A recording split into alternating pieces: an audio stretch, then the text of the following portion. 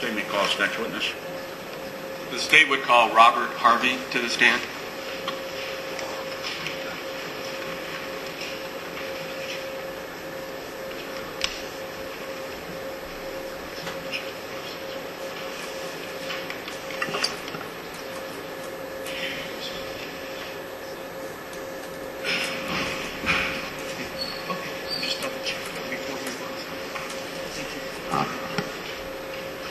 Would you step forward, sir, and I'll swear you in?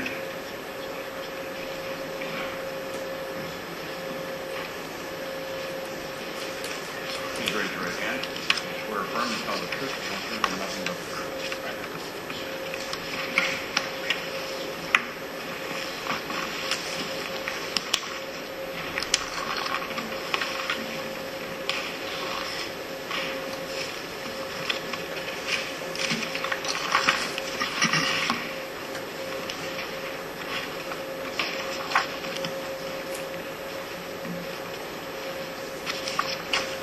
Please introduce yourself to the jury. I'm Robert Harvey. Mr. Harvey, are you currently employed? No, I'm not. What do you do? I'm retired. Before retiring, what did you do? Well, I retired from the Iowa Division of Criminal Investigation in August of 2006 after working there for slightly more than 32 years. Prior to going to the Iowa Division of Criminal Investigation, I was an agent with the Kansas Bureau of Investigation for 7 years. Right after retiring from the Division of Criminal Investigation, I went to work in Trinidad and Tobago with the Ministry of National Security. I was there for 2 years working on their firearms backlog. And then after that, I spent a year in Iraq in a forensic facility in FOB Kalsu. Again, working in a forensic facility there. So for the past 2 years, I've been essentially retired. Mr. Harvey, when you worked at the, the Iowa Division of Criminal Investigations laboratory, what section of the lab did you work in? I was a criminalist supervisor, which I supervised several sections of the laboratory. But besides being a supervisor, I was also a firearms examiner. And can you briefly describe how it works in Iowa where evidence is to be examined? Is there more than one laboratory? We have the one forensic laboratory here in Iowa, but we have several different sections in the laboratory. So items go to sections that are specialized in certain types of examination, such as firearms or latent fingerprint examination, DNA analysis, drugs, and so on. And can you briefly go through your education, training, and experience as a criminalist? Well, I have a Bachelor of Science degree in biology, and that's from Washburn University. I was trained in the area of firearms identification while I was employed with the Kansas Bureau of Investigation. I trained under 3 different people at that time. One was my immediate supervisor, Special Agent Wallace Caskey, who was a firearms examiner. And then I trained under a man who is now deceased, John Sojat, S-A-J-A-T, who was with the Miami-Dade County Lab and a firearms examiner and supervisor there. And then I trained under a Major Clyde Bevis, who was a firearms examiner for the Wichita Police Department. As a part of your, your duties as a criminalist, were you also on the crime scene team? I did supervise the crime scene program, and I did participate as a team leader. Explain how that works. What is the crime scene team, and what do you do as a team leader? A crime scene team is composed generally of 2 individuals out of the lab, generally from 2 different sections of the laboratory. And at the request of the local authorities or for assistance in crime scene processing, we are notified. We then are dispatched to the scene. Our responsibility then is to record the scene, both photographically and through diagrams, to collect and preserve items that we feel are of evidential value, and to return those items into the laboratory for examination in the proper sections of the lab. On On December 13th of 2001, were you working at the DCI laboratory at that time? Yes, I was. And did you receive a call to respond to Early, Iowa? Yes, we did. And were you part of the crime scene team? Yes, I was. And who else was on the team? My partner was Linda Knittig, who was part of the DNA section of the laboratory. Do you remember approximately what time you got to Early on December 13th? Yeah, it was about 8:30 in the evening. Where did you go when you arrived in town? Well, after Linda and I met up and drove, we drove directly to Early, Iowa, and were met there in the town square by Special Agent Dan Mosier, and he then directed us to the library where we were briefed.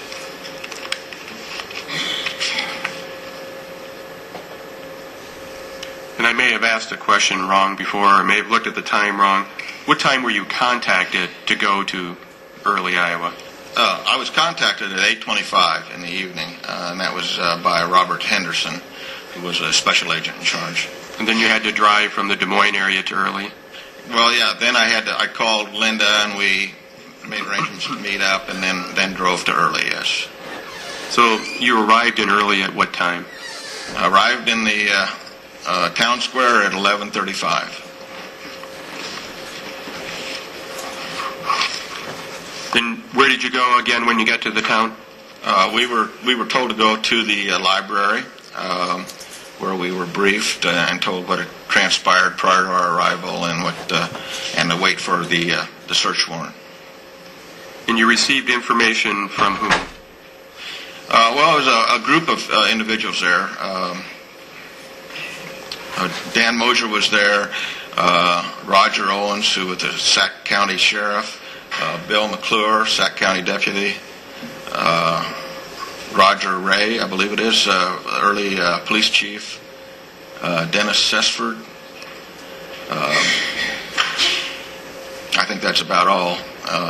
All of those individuals, along with Linda and I, were in the library, and we were being briefed, told primarily what they knew about the case. And after learning that information, where did you go? After learning that information and getting a search warrant, we then proceeded to the house where the shooting occurred. And can you describe the scene when you arrived at the house? Yeah, it was dark, and the scene was a large two-story house. It was on the south side of Early. There was, as I recall, crime scene tape around the area, and it was secured. Parked outside the house was a white car. Would you explain for us how it works when you arrive at a scene as a crime scene team? Is there a certain protocol or way, procedure that you process a crime scene? Yes. The first thing is to kind of examine from the very entry point into the scene, examine the area, make sure that you're not going to be contaminating or changing any evidence. If there's any evidence there, to make a note of it, to photograph the area as you proceed then into the crime scene.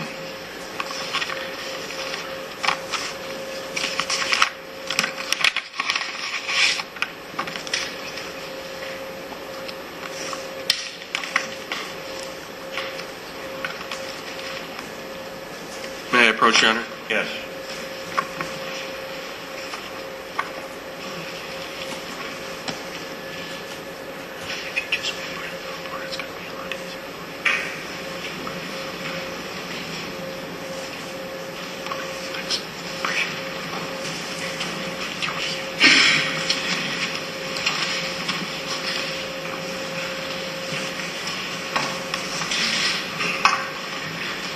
Mr. Harvey, I've handed you 3 photographs. Are these just some of the photographs you would have taken outside the home? Yes. That states exhibits 19 through 21? Correct. Now these are taken when it's daylight out? Yeah, these were taken after we'd been at the scene and the sun had come up. so I went out and then photographed the area that was not very visible when we first arrived. Would State's Exhibits 19 through 21 be a fair and accurate depiction of how the scene looked, except it's daylight versus nighttime when you arrived? Yes. The State would offer into evidence State's Exhibits 19, 20, and 21. No objection, Your Honor. They are received.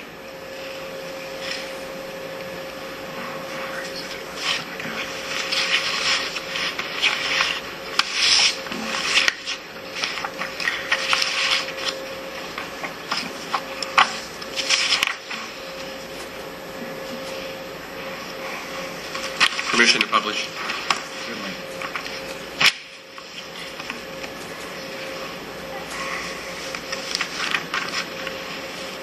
Mr. Harvey, State Exhibit 18 already admitted.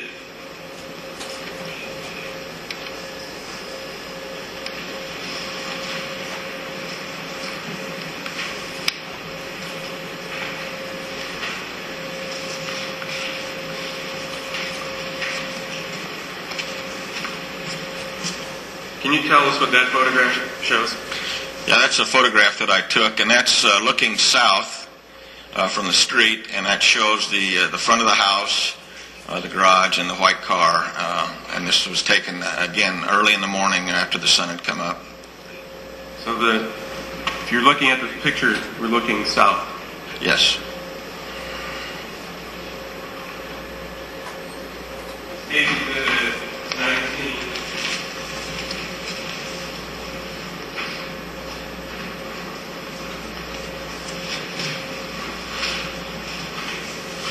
Can you tell us what that photograph shows? Yeah, 19 is a photograph of the back side of the house. This would be looking towards the north, showing the back side of the house and what I think is probably an added-on portion of the house there, the backyard.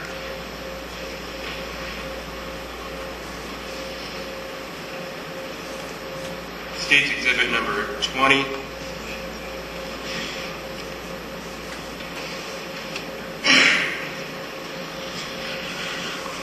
20 is a photograph of the white Pontiac that was parked just off the driveway. This would be looking, I think, towards the north, showing the front of the car.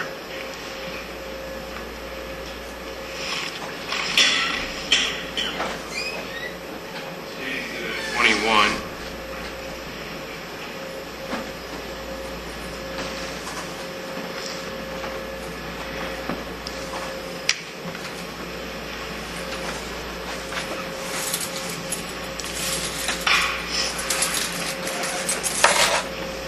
Is a photograph that was taken at the same time of the same vehicle that's showing the driver's side of the vehicle.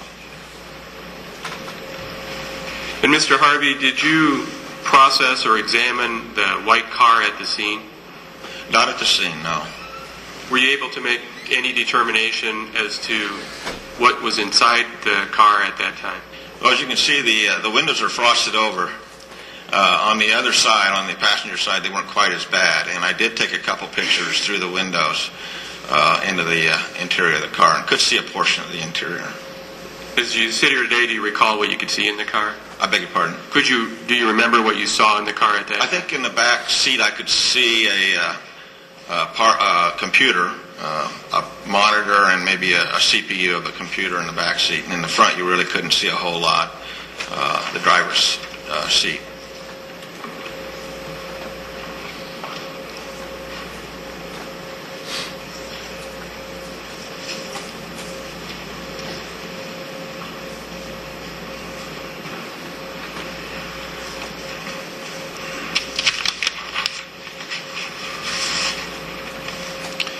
Did you enter the home?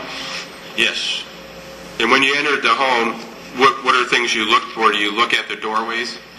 Well, yeah, first thing you want to look at on the doors is to see if there's any signs of forcible entry into the structure. Did you see any signs of forcible entry? No. Did you examine all the doors? Yes, we did. There was a front door, and there was a door in the back room, and then the door into the kitchen. The kitchen door was unlocked, and you could enter that freely. The other two doors were locked. Did you notice anything else about the downstairs? You said you had examined the doors. Did you notice anything about the downstairs? About the house? Yes. Well, the house was, I would call it cluttered, but it wasn't, I couldn't see any signs of any kind of a struggle or anything like that.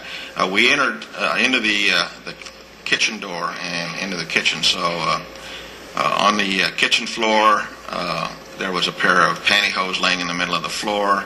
I think there was a baseball bat in the kitchen, and on the kitchen counter there was a revolver and some live ammunition in one spent cartridge case. You said no signs of a struggle, what type of things would you look for? You look for things being knocked over, things that were ajar, just things that, in a struggle you would have a tendency to bump into things and knock things over and that sort of thing. None of that was there. I mean, there were a lot of cluttered items laying around, but they looked like they'd been placed there. Did you look for any other type of signs downstairs? Yeah, I looked for... Any other type of signs of any certain things when you were downstairs? No. What did you do after you examined it downstairs? Well, after we progressed further into the house, we left the kitchen and walked through the dining room area and noticed that there was a pistol lying on the dining room table. It was locked open, like last shot had been fired, and the gun automatically locks open. Then proceeded to go upstairs. On our way upstairs, noticed that there was a cartridge case lying on the stairway. Went on upstairs to the master bedroom where the body was lying on the floor. Did you take photographs of things downstairs as well? Yes.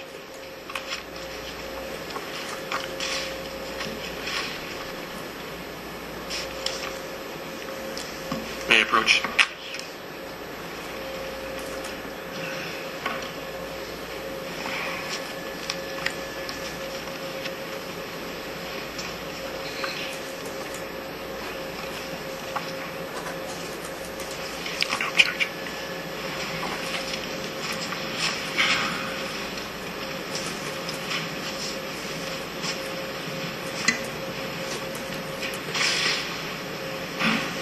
Mr. Harvey, I've handed you some more photographs. State's Exhibits 22 through 29. Are these some of the photographs you would have taken of the downstairs? Yes. The state would offer into evidence State's Exhibits 22 through 29 inclusive. No objection, Your Honor. They are received.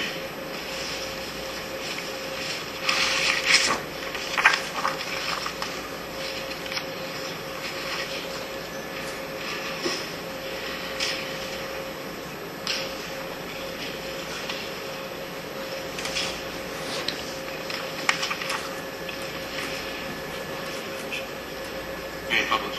Yes.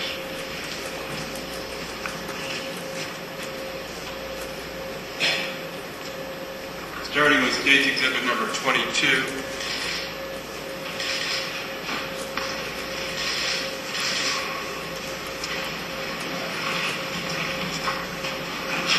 What is that photograph show? That photograph is taken inside the kitchen, and that is the door that enters into the kitchen on the east side of the house.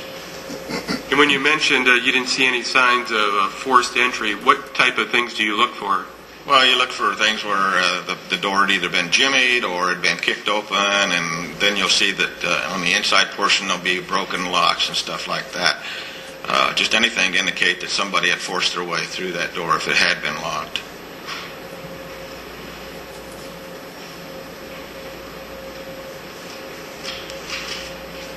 State's Exhibit number 23.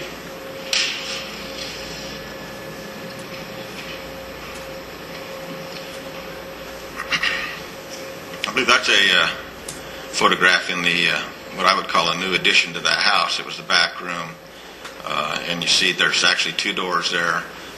one sliding door and another just regular door. Both those doors were locked and secured. And did you see any signs of a forced entry by either one of those doors? No, sir.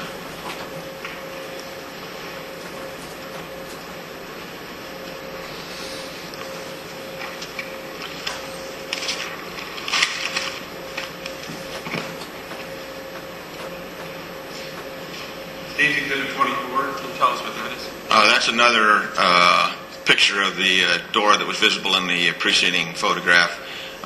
Again, just a little closer shot showing that, there's a chain lock on the door and everything. All that's in place, and the door was secured. Stage Exhibit 25.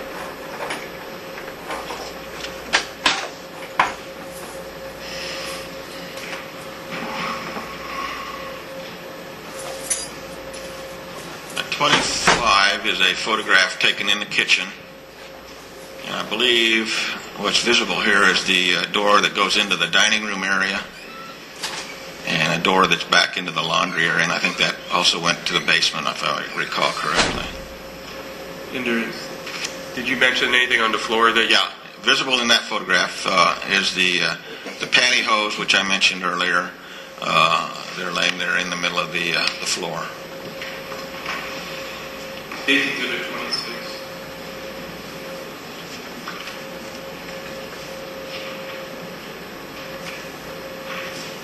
This is another photograph taken in the kitchen area, and this is showing the kitchen counter. And I don't know if you can really make it out too well there, but there is a .357 revolver lying there on the kitchen counter, and the cartridges and cartridge case that had been ejected from the cylinder of the gun. Stage Exhibit 27.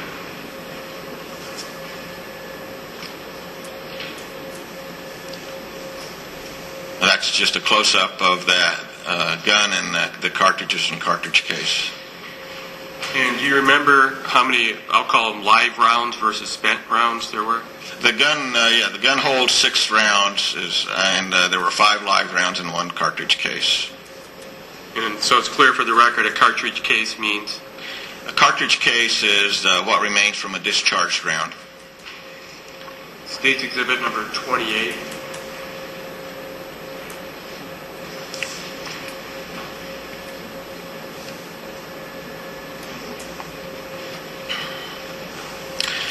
This is a photograph taken from the, I believe, kitchen door looking into the dining room, showing the dining room table and another door that goes into the front portion of the house.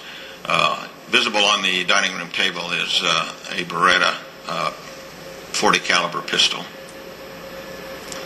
Mr. Harvey, are you familiar with the term ransacking? Ransacking? Yes. Yes. What is that? Well, ransacking to me is when somebody goes into a house and then begins to pull open the drawers, dump the contents of the drawers out looking for items. Pretty much just going through the house and disturbing everything, searching for something. When you went through the downstairs of the defendant's home, did you see any signs of ransacking? No.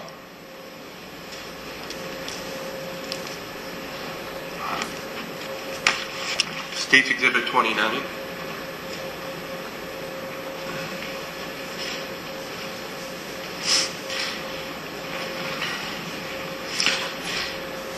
Stage Exhibit 29 is a close-up of the Beretta pistol lying on the dining room table. You can see that the slide's locked back, and that would be characteristic of when the last round is fired, the slide does automatically lock back.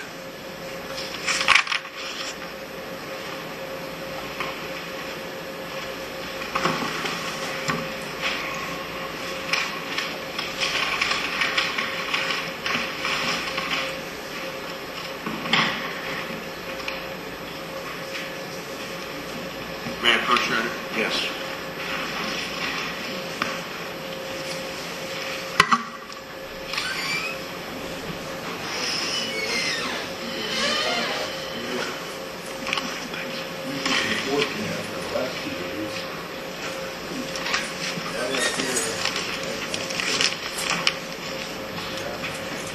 Mr. Harvey, I've handed you a brown bag and it's marked for lab exhibit purposes. Looking in it should be V as in Victor. That's correct. And can you tell us what that is? This is a brown paper bag that would be the way we would package evidence to be stored in the laboratory. And the contents of the bag are identified as being the pantyhose. Those would be the pantyhose coming from the kitchen floor. And it's been sealed with evidence tape. My initials and Linda's are on the back. Do you have a knife or scissors available to open that? I If don't. not, I can get you one. I don't grab it.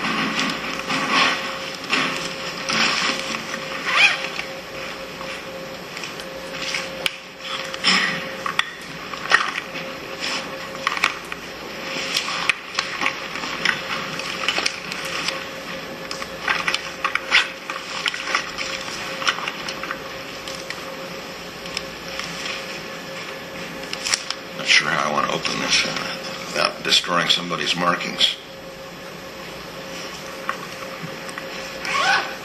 So you want me to go ahead and open the bag and remove the contents? Please. Okay.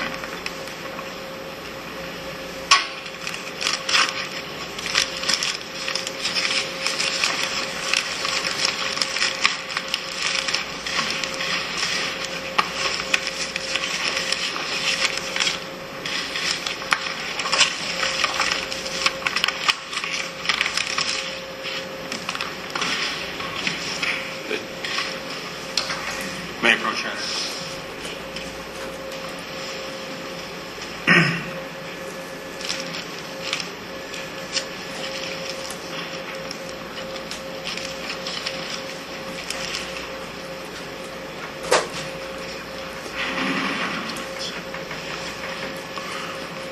Exhibit 7.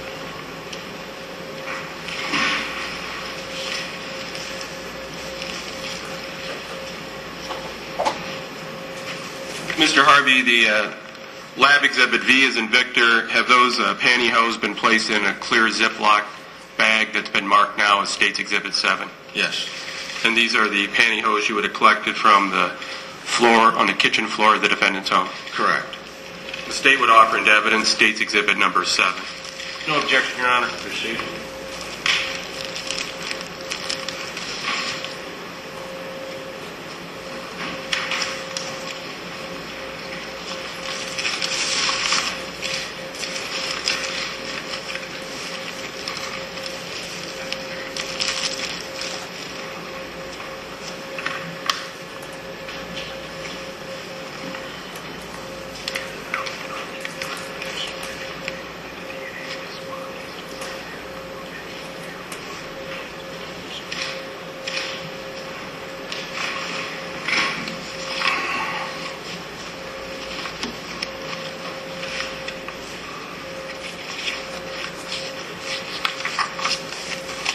Mr. Harvey, then you said you went upstairs after you examined the downstairs?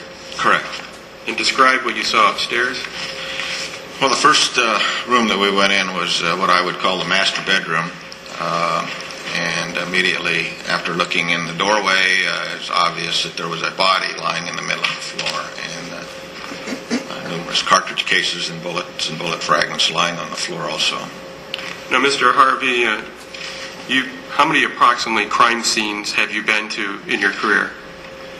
Well, I've never kept real close track. I've been doing this for probably 32 years or longer.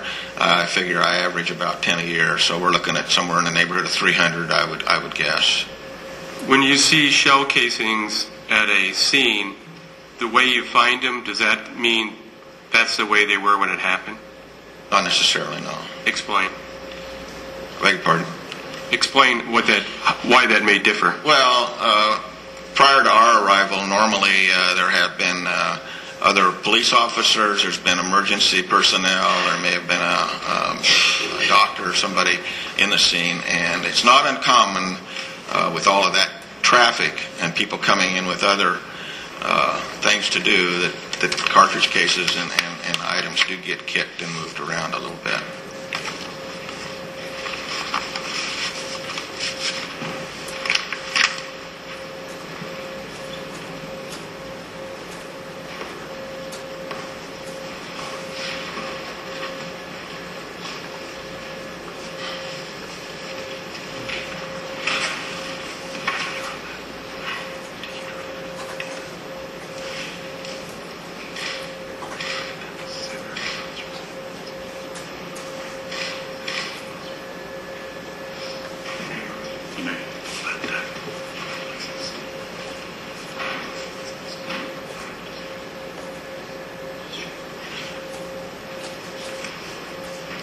Mr. Harvey, I'm showing you State's Exhibit number 1.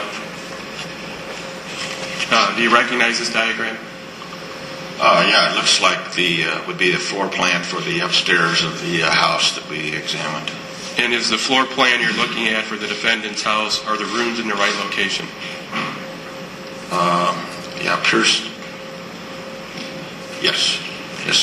And would this diagram be helpful in explaining where you took photographs where things were? Yes. The State would offer State's Exhibit number 1 into evidence.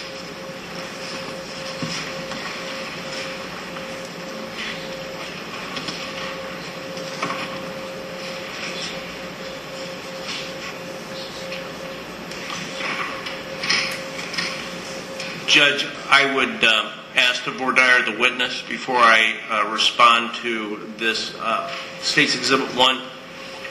Mr. Harvey, do you have any idea whether the drawing or diagram is to scale for the Richter Roberts residence?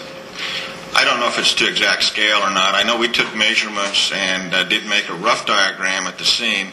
That appears to be a fair representation of the upstairs portion of the house. And you'd agree with me that this shooting was approximately 10 years old? Yes. Do you have a diagram that you did of this? I have a copy of the diagram, a rough diagram that we did at the scene. And do you have that with you today? I do. Judge, I'm going to object to State's Exhibit 1 because it's not the best evidence. There's a situation that it's not to scale. He doesn't know who drew this, and so I'd object to Exhibit 1. Any additional foundation? No, Your Honor. I mean, I guess I should respond. Yes. Your Honor, the diagram is a demonstrative evidence. The one that Mr. Harvey has is freehand drawing. This is easier to follow where the rooms are when we put the photographs on so the jury can follow which room we're referring to. For demonstration purposes. Correct. And it goes to, their argument goes to the weight, not the admissibility. Go ahead. May we have a sidebar, Judge? Maybe to expedite this process.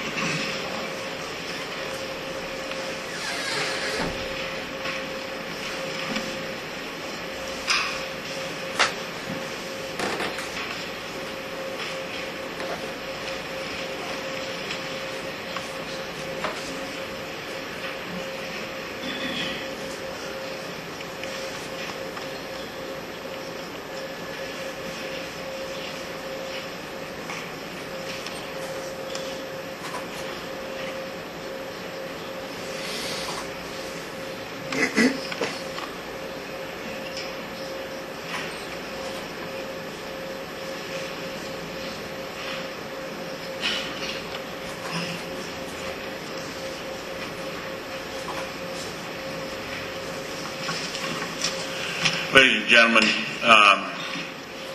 I want to have a chance to review this diagram in a little more detail and listen to the defendant's objection in a little more detail. And this is the time for a mid-morning recess at any time. Let's take the mid-morning break, and we'll be in recess for about 15 minutes. And please remember the admonitions directly at the beginning of the trial.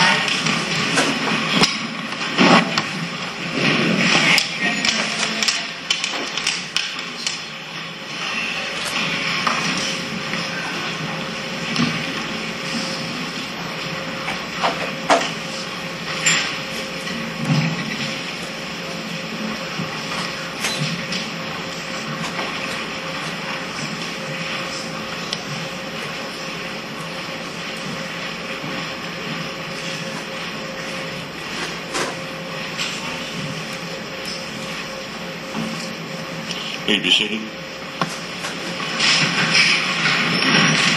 And like the record reflects, that we're reconvened outside the presence of the jury. Mr. Bench, enlighten me now, your contention that this is not an accurate depiction, is that correct? give me 1 second. Sure. Judge. I want to make sure that I have accurate when I report to the All right. court.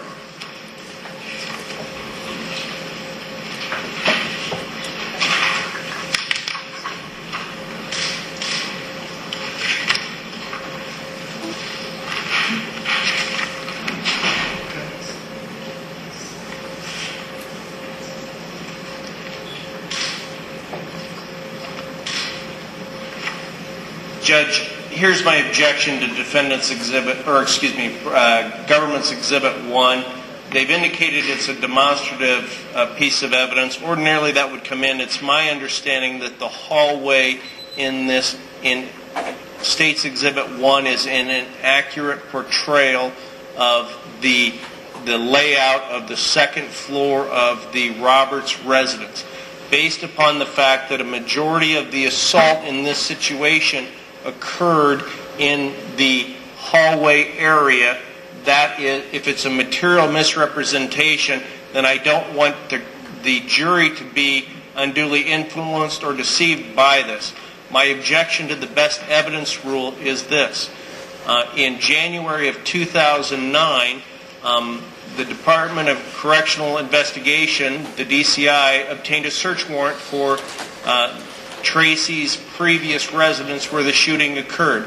They did something called a total station, and I'm sure the court's aware of this, but a total station is where they get the exact diagrams or measurements of all of the rooms or what they view as the crime scene. They have that document. The government is the one who got this total station. The diagrams are, I believe, to scale. Using this, which is not an accurate depiction of where the assault occurred, is unduly prejudicial to my client. And for those reasons, I'm objecting to State's Exhibit 1. Cameron? Yes, Your Honor. The State's Exhibit 1 is the total station without the hallway will be explained how it comes up and which way they come up through the photograph, where when it comes up by the bathroom, in other words, the stairs come up and there's the bathroom, which the photographs will show that in the hallway. So the state believes that this is a fair and accurate representation. I asked this witness. Now the defendant, when she takes a stand or they produce evidence that they believe something is not in the right location, they can do it. The defendant is not the one that lays the foundation for this photograph or for this diagram. It's Mr. Harvey who was there. The state believes that, first of all, best evidence is not used in this purpose. That would be for documentary evidence, which if we don't have, this is for demonstrative purposes.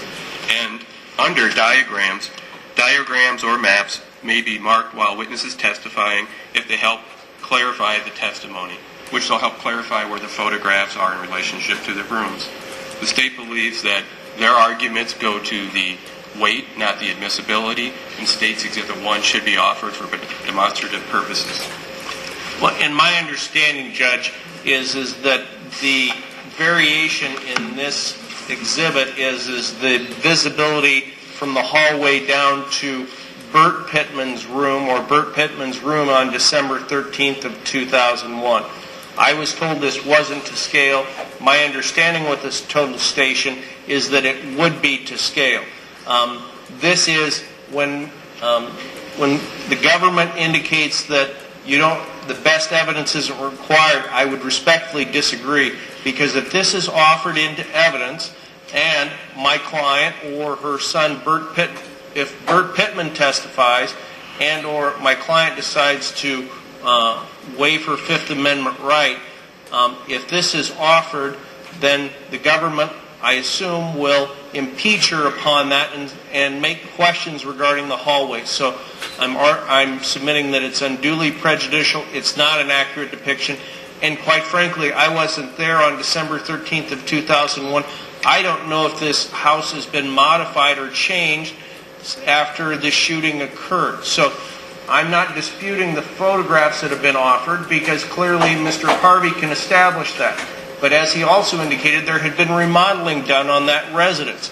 We don't know if the place has been modified or not. Mr. Harvey is a very good man. He's a good expert. But in this situation, if he does 10 crime scenes per year, and this was 10 years ago, his memory's probably better than mine, but if he's done 100 crime scenes since then, I don't believe he can testify to a reasonable degree of certainty that this would be an accurate depiction of the upstairs. Exhibit 1 for demonstrative purposes will be admitted. We will admonish the jury that is for demonstrative purposes and with the understanding that it may not be the scale. Yes. Okay? And, Your Honor, what the state is requesting then is to be able to put the tripod here in a position so Mr. Mansford can see it. So we want to be able the jurors to see the photographs in relationship to those. And it's certainly permissible for any of the defense parties to move around so they can see it as well. All right? Now, I'm also ready to rule on the motion that was made earlier today regarding anticipated testimony of the document that will probably come up in cross-examination from Mr. Harvey. Yes. My ruling is going to be that if that document comes in, that portion that is hearsay will be redacted. Okay? All right, anything else? No, Your Honor. All right, that'll be all. All right. Exception has been made, and with that, then the entire report comes in. I have not looked at the annotation, but I believe that the legislature in its wisdom allowed the entire report to come in. If the tables were turned, Judge, the prosecutor can offer the report in. As a defense lawyer, I can argue that there's certain parts of the report that are hearsay, but in reality, the report is the report. And I believe Mr. Harvey, and I can ask him specific questions on this, there's a difference between the special agent and the criminal investigator.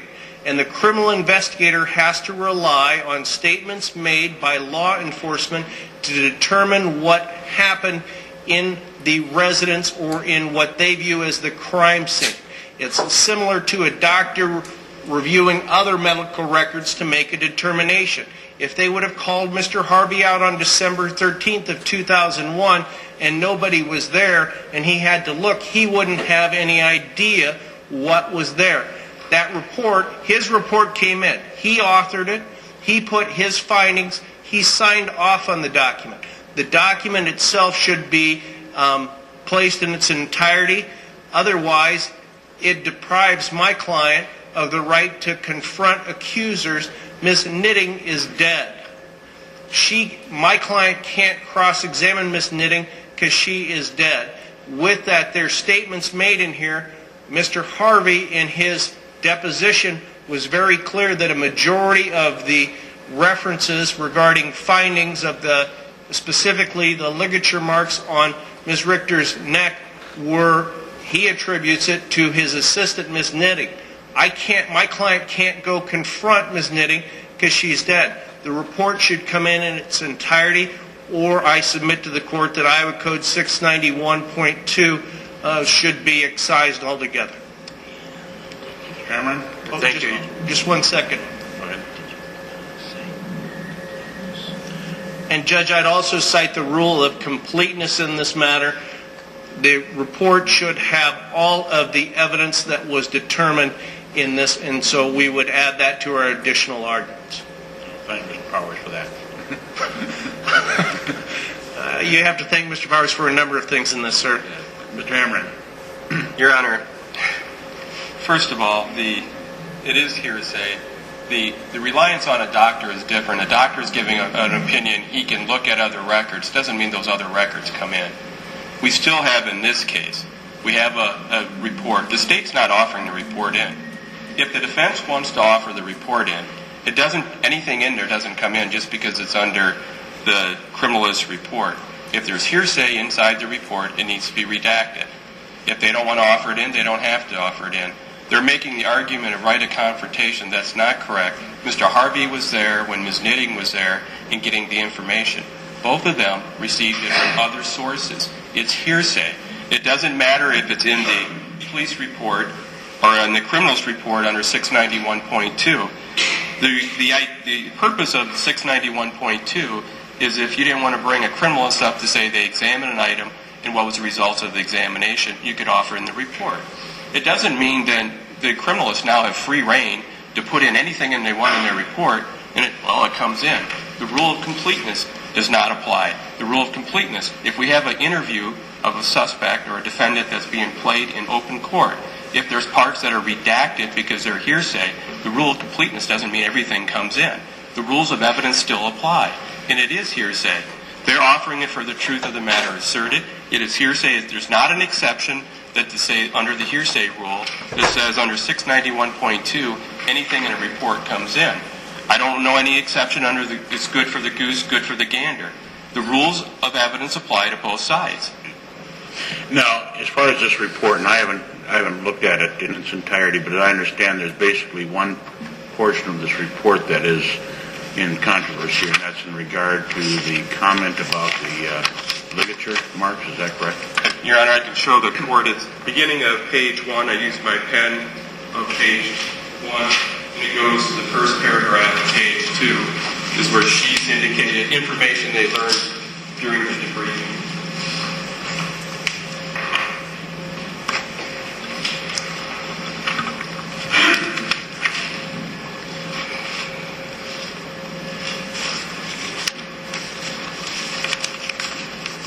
Are you asking that all of that to be redacted? That is correct, because all that would be hearsay.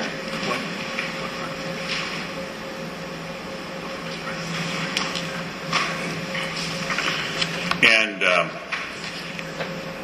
Mr. Bansby, you're seeking to have all that included, and that's your offer of proof. And Judge, the government was nice enough to mark on my copy of this document, but it doesn't indicate it or attribute it to any one of the law enforcement.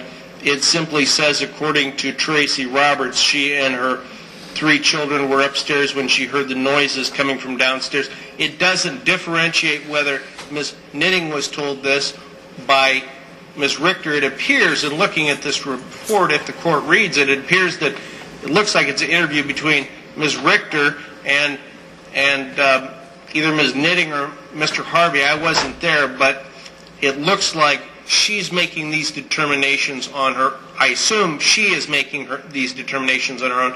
It doesn't say that this was all the information gleaned from these law enforcement providers.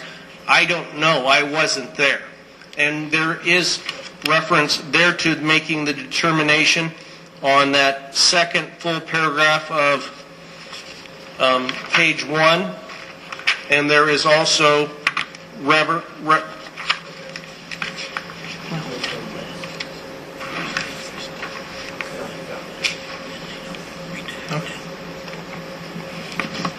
so I would ask that the document come in its entirety. My concern, Judge, is if the court rules that certain parts of this are redacted, that may be an issue if there's a finding of guilt for an appeal process. If the court is going to deny my motion, I would ask that exhibit, all identified as HH, is at least provided with this record for appellate purposes if that's required.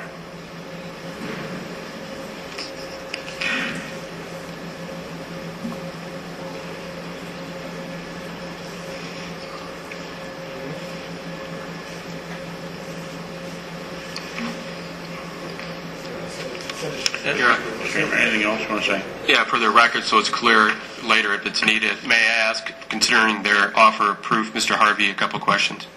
Go ahead. Mr. Harvey, were you and Ms. Knitting at the Eagle or the library in Early? Yes. And did you receive information about the debriefing at that time?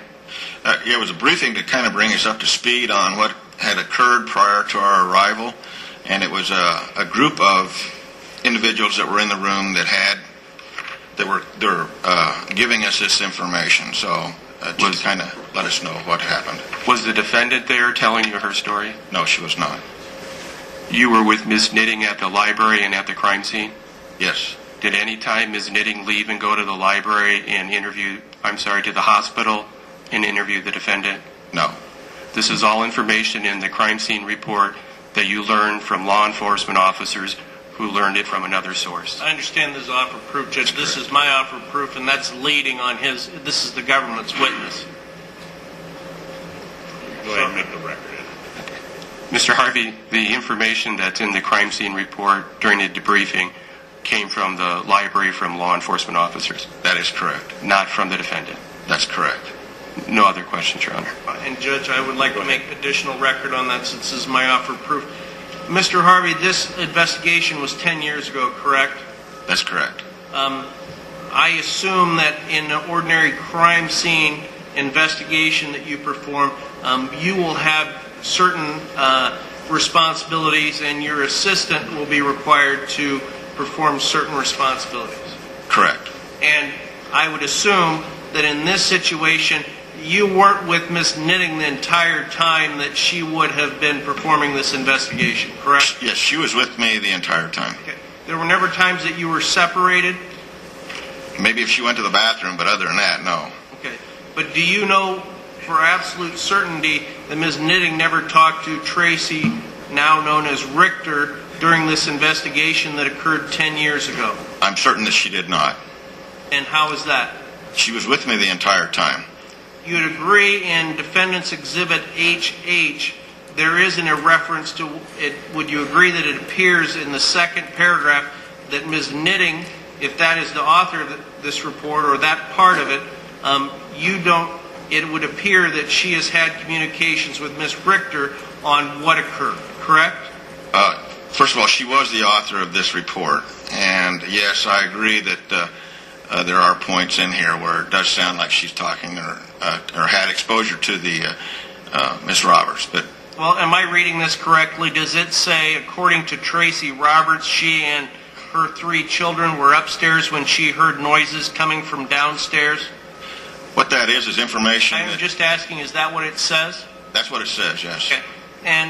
And does it, in reading that, it doesn't say that that's what information was learned from law enforcement. Would you agree to that? Well, just yes or no? it's in the same paragraph where she makes reference to having this meeting in the library with law enforcement personnel, and that is the content of what was told to us. So, but it doesn't say according to law enforcement, does it? It says according to Tracy Roberts. well, at the very top of the paragraph, it does say that we're having that we are having this meeting, and this is all in the same paragraph that indicates that this was the information that was given to us. And in the entire remainder of that paragraph that we're talking about, which is the second full paragraph in Defendant's Exhibit HH, which will be offered in this offer of proof, in the remainder of the paragraph after, starting at the 6th line of paragraph 2, in that appears to be a statement made by Ms. Richter, correct? No, I'm sorry, in the page 1, second full paragraph. On the second page? No, the first page. Are you with me? I'm on the first page, okay. Second paragraph, the 6th line down where I started, where it says according to Tracy Roberts. You see that, sir? Yes. Review the remainder of that paragraph that the government is requesting to have excised or redacted. Would you agree in the remainder of that paragraph there is no reference to this information being gleaned by law enforcement, but a description of what Tracy allegedly said? That's true, yes.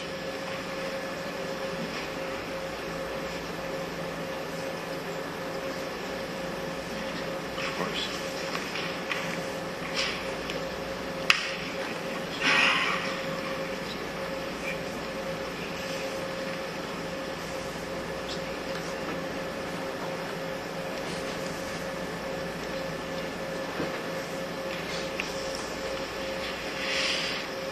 Mr. Harvey, you testified in a deposition on October 7th of 2011. I did. And you indicated at that time that that Ms. Knitting was the one who primarily authored this report, which is going to be marked as Defendant's Exhibit HH. That's correct. And at that time, you were asked specifically whether you stood behind the report. Do you remember that line of questioning? Yes. And did you indicate that you did? Yes, I indicated that I signed off on the report and thereby agreed with it. No further questions. Cameron? I don't have questions for Mr. Harvey, but Your Honor, Mr. Harvey just testified that Ms. Knitting was with him the whole time. There's no way she could have got the information from the defendant. what they're trying to do is pick on how Ms. Knitting wants to author this. It's clear from the report and from Mr. Harvey's testimony, Ms. Knitting never had a chance to get the information from the defendant. It's still hearsay just because she starts her narrative form in I don't know if it's in a different style. It's just the style it's written. The content is what the court looks at, and that content is hearsay. Thanks, brother. Judge, I still believe when the government says the defense is allegedly just trying to pick on Ms. Knitting, we're unable to cross-examine her because she's no longer alive. It does violate my client's right to confront her accusers. The legislative intent was to have the whole document come in, and in this situation, Judge,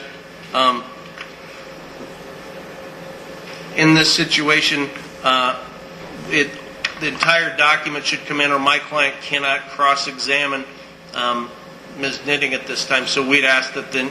Oh, I was trying to think about my last issue. I respectfully disagree with the prosecutor. It is very common practice, as this court knows, to have an expert testify to what other experts or information that they've learned. The rules of evidence clearly allow that. To go back to the doctor example, it is common practice for one treating provider or one doctor to be able to review other records and make determinations upon that record. Here, there's no dispute that Mr. Harvey is a firearms expert. Not going to be here to argue that, but it's and I can find the rule of evidence, but experts can testify to ordinarily inadmissible evidence if the court believes that the government's claim that this is hearsay. He relied on that to do a crime scene investigation and to have a report, and for those reasons, that hearsay is admissible because he's an expert. If Ms. Knitting was present to testify, and she relied on statements from law enforcement officers as opposed to speaking with the defendant personally, would that not be hearsay and therefore inadmissible? And the problem, judges, we'll never know. Well, we do know from Mr. Harvey's testimony that she never had a conversation with Ms. Richter. Therefore, it's hearsay. My ruling remains the same. Your offer of proof is noted. Can we mark this as the document, one of the documents, defendant's Exhibit HH, and make a defendant's offer of proof Exhibit 1, and it will not go back to the jury? We'll make sure there's a copy of that. I'll need to make a copy of that, Judge. We'll take care of that for you. And Judge, I know we've made the jury wait, but can we have about 5 minutes to prepare for questions regarding Mr. Harvey? Would that be okay? Very good. Thank you, Judge. Mr. Harvey. All right.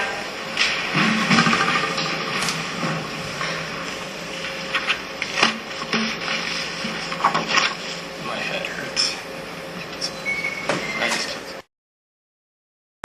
Yes. And Judge, while the government's asking questions, may I be allowed to stand over so I can observe? You bet. As well as anyone else on your group. Thank you, Judge. I just didn't want to do that without All right. court permission.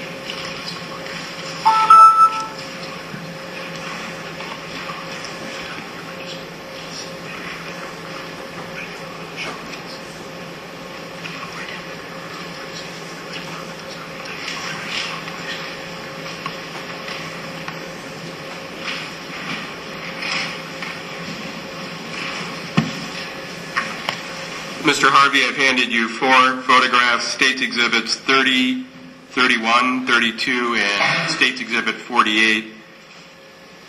Are these some of the photographs of the upstairs hallway area to the defendant's home? Yes. Do they appear to be fair and accurate as they were on December 13th of 2001? Yes, sir, they do. The State would offer into evidence State's Exhibits 30, 31, 32, and 48. Just a brief word there. Mr. Harvey, do you know who took those photographs? I'm pretty sure these are photographs that I took. They appear to be. I have no objection to the exhibits, Judge. They are received.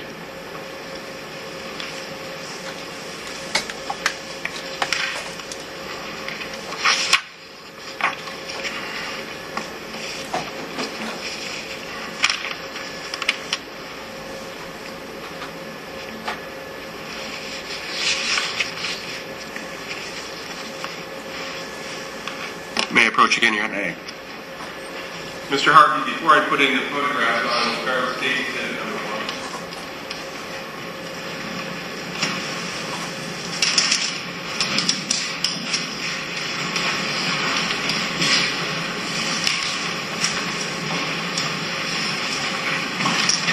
Mr. Harvey, are you able to see State's Exhibit number 1? Yes. Can you briefly explain to the jury the floor plan to the defendant's upstairs? Yes, I can. I use a pointer here, but this would be the front side of the house. Here we have the steps that come from the first floor. This is a landing area here. The steps come up, and then the hallway goes by the bathroom, and this is the bedroom where the victim was found, the guest room, and then these were two rooms that were designed for the children. This room, I'm not sure. I think there was a crib or something in this room, as I recall. We'll start with State's Exhibit number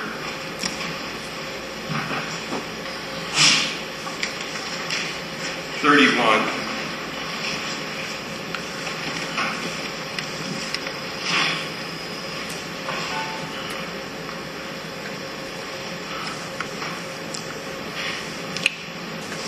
Can you tell us what State's Exhibit 31 is? 31 is a photograph that was taken, I think I was standing up here probably and shooting down the steps, and this shows the landing area down here and the stairway coming up to the second floor from the landing. In that photograph there's a numbered, yellow numbered sign which is located about there, and that's where we found one of the cartridge cases. And so it's clear for the jury, a cartridge case, is that a live round or a spent round? A cartridge case is the portion of the cartridge being the live round. The cartridge case is that portion of the round that contained the primer and the powder charge. And in the case of an auto-loading pistol, the cartridge case will be discharged after the shot is fired. So the photograph that's on now, as you come up the steps to the second floor of the defendant's home, if you took a right, which room would you enter? Coming up here, take a right here and a right here. No, I guess when you come up the stairs, what room is to the right of the stairs? That would be this room here. If you're coming up the stairs, or if you were coming up the stairs. Oh, I'm sorry. Yeah, this would be the right over here, and then the bathroom area over here. And then if you came up to the stairs, to the left of you would be? To the left would be over in this area. State's Exhibit 32.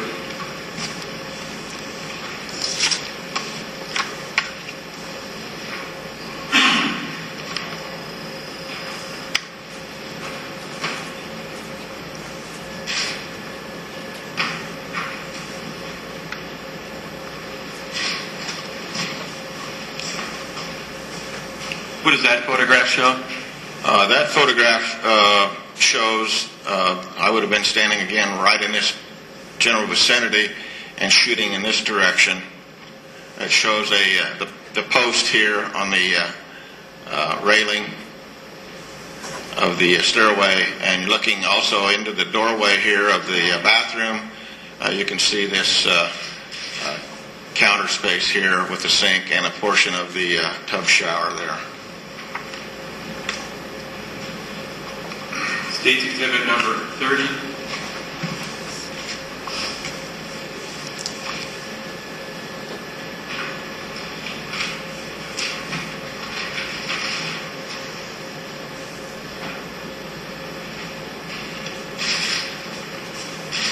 Exhibit 30 was taken while I was standing in approximately this location, shooting back in this direction. Showing here, this post here would be the post you see there in the photograph. If you turn, then this doorway, it leads into the what I would call a master bedroom, and the other doorway, it goes into this room here.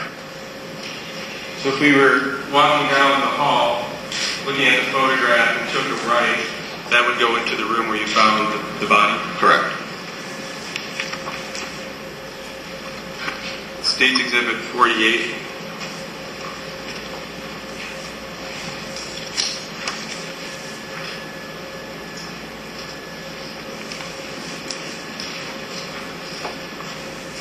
Uh, 48, I was standing in about this vicinity when I took the picture, and I'd be looking back in this direction, showing this post on the railing, and then the entry to the stairway. And also you'll see this doorway here in that photograph.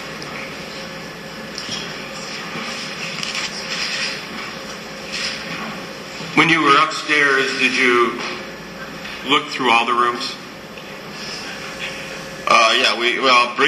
Photographs were taken of each of the rooms. Some of the rooms we didn't spend a whole lot of time in, but the majority of the time spent in the master or the defendant's bedroom. The defendant's bedroom, excluding that bedroom, did you see any signs of struggle in any other the rooms or the hallway? Judge, I'm going to object. That calls for speculation, and it's leading.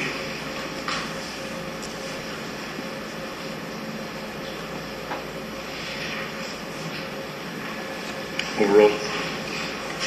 No, in looking up there, I really didn't see any areas which I felt demonstrated any kind of a struggle or anything like that.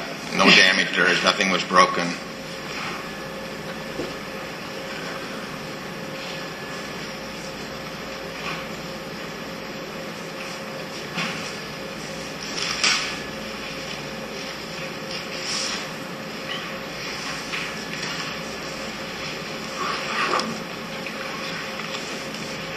Mr. Harvey, earlier you talked about the downstairs. You looked for any signs of ransacking. Did you see any signs of ransacking upstairs? No, I didn't. There was in the defendant's bedroom a dresser which I think was located right here.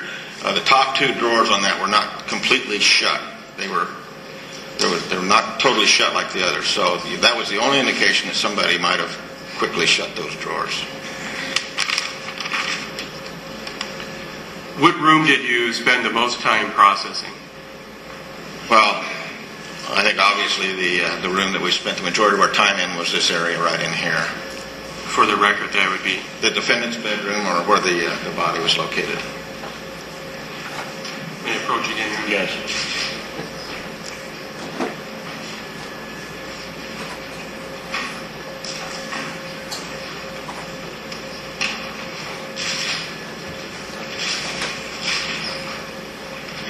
You draw one, sir.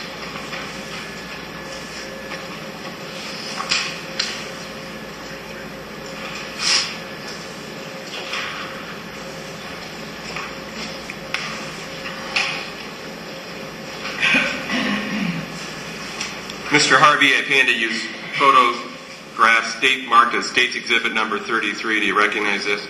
Yes, sir. Can you tell us what this is?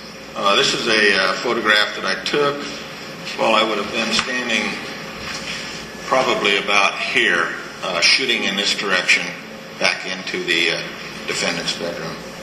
Is it a fair and accurate depiction of how the scene looked when you arrived? Yes, sir. The State would offer into evidence State's Exhibit number 33. No objection, Your Honor. Is received.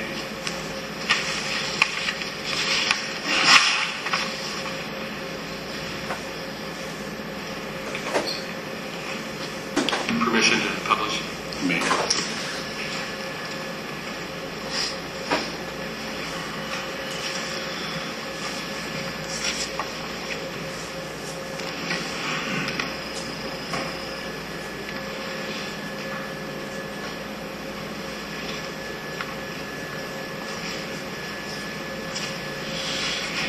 So for State's Exhibit 33, you said you're looking into the defendant's bedroom, Correct.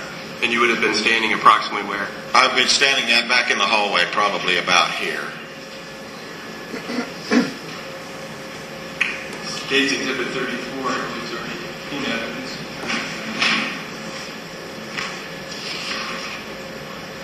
State's Exhibit 34.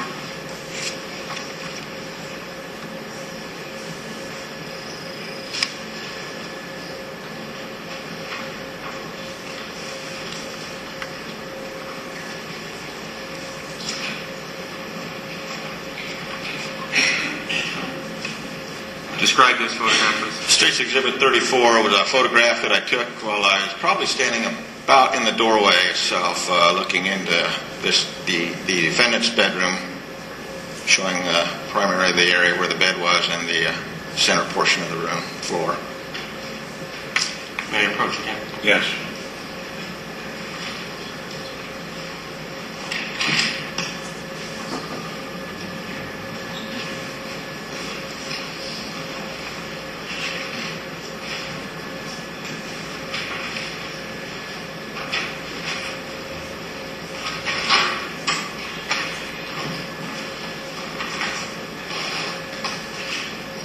Mr. Harvey, I'm showing you State's Exhibit number 2. Do you see that? Yes, sir. On the right-hand side of the, I guess if you're looking at the diagram, the left-hand side, there's a photograph. Yes. Is that an enlarged photograph of State's Exhibit 34? Yeah, it appears to be the same photograph. And then if you're facing the diagram, State's Exhibit 2, is there at least the outside or the floor plan of the defendant's bedroom Correct. without any furniture in it? Correct.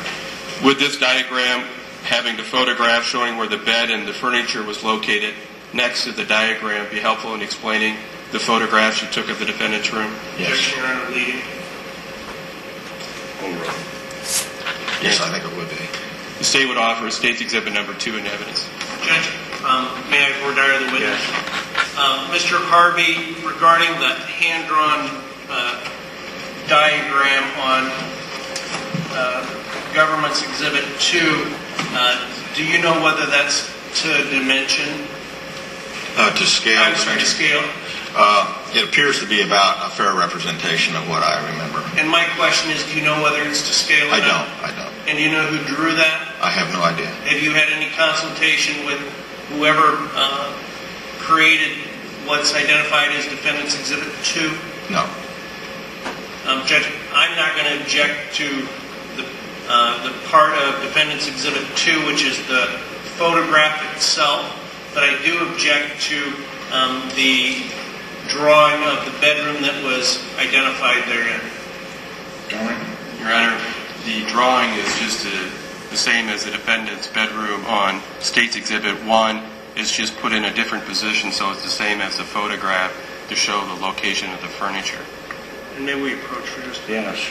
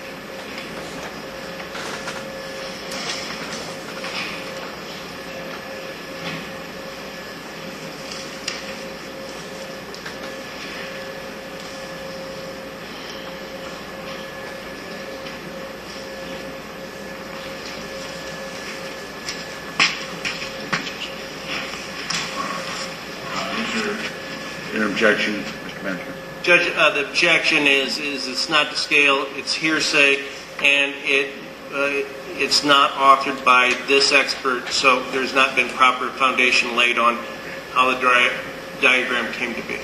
All right, and as I understand, the state is offering this once again for demonstrative purposes, not the picture, but the drawing?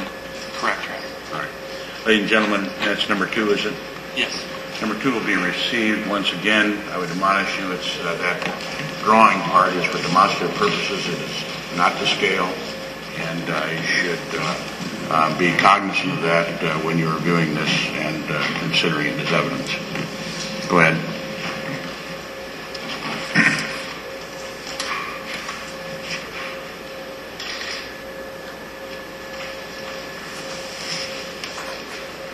Concerning State's Exhibit number 2, Mr. Harvey, can you show us the layout of the bedroom when you walked in the door? This photograph represents before we ever entered the room. As I approached the door, that was before we ever going in the room, that photograph was taken. In relation to the diagram, the bed would be here, which is shown here. This dresser area was right in here. This dresser was over here. And then the body would be positioned right in here. And so it's clear for the record, State's Exhibit 2, the top of that diagram is facing what direction? I beg your pardon? The top of State's Exhibit 2, the diagram is facing what direction? The top would be east.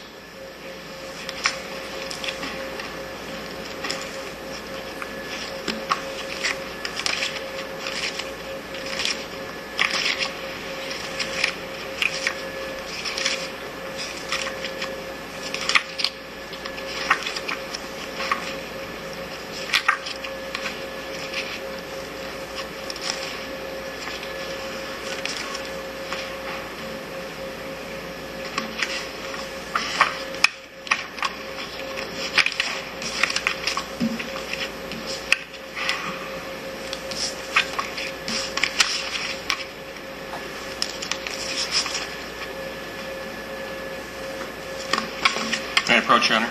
May.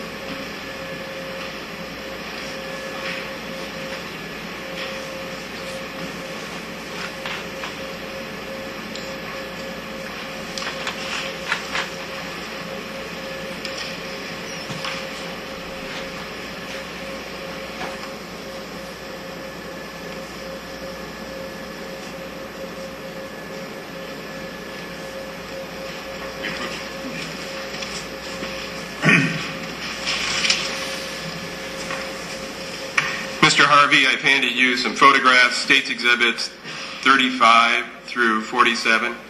Yes. Are these some of the photographs you would have taken of the crime scene in the defendant's bedroom? Correct. Are they a fair and accurate depiction of how the bedroom looked when you were there? Yes, they are. The State would offer into evidence State's Exhibits 35 through 47 inclusive.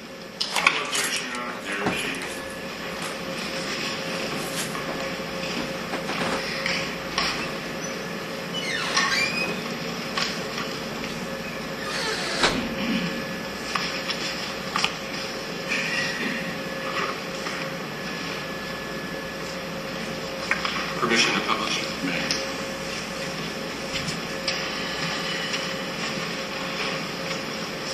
Starting with State's Exhibit number 35.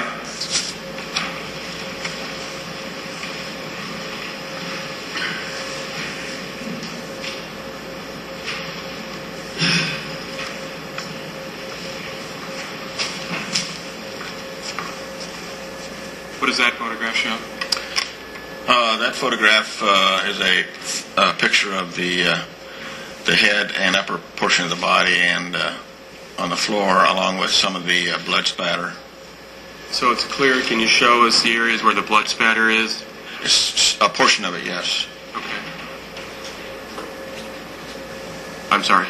It does show a portion of the blood spatter. Yes. Where on the picture is the blood spatter so it's clear? Where on the picture do you see the blood spatter? There were various pictures taking of blood spatter, yeah. Okay. On the photograph that's on the Elmo right now? Yes. Does that show any photograph or area of blood spatter? Yeah, it does show some of the blood spatter. And where would that be on the picture? Oh, on the picture? Yes. Oh, maybe I can do this. It's this area right in here is spatter, Okay, it's not showing up well. If you look at the TV screen, are you referring to the area, if you look at the photo on the left hand? Yeah, that would be some of the spatter. State's Exhibit 36.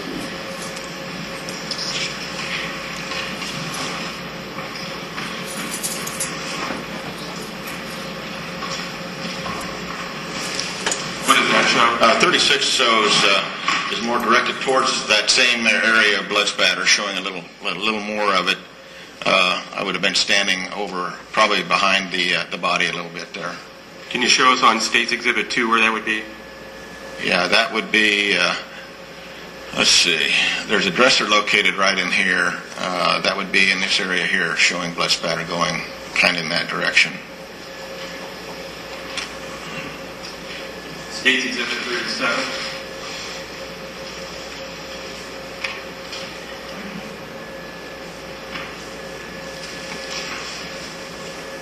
This photograph I would have taken probably while standing over in this general area here, shooting back in this direction here, showing the back portion of the body and blood spatter, and the door. It also shows this doorway right here, and a dresser that was located right in this vicinity. On the photograph, the door that's open, would that be the door on State's Exhibit 2 to go into the bedroom? Correct. That door is this door right here on the diagram. State's Exhibit 38.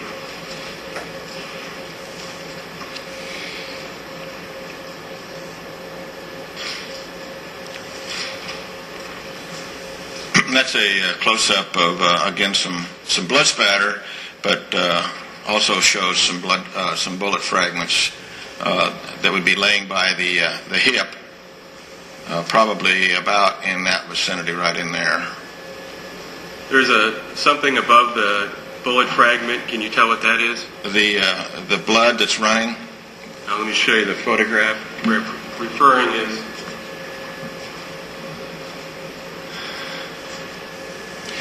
Yeah, those are bullet fragments. right here.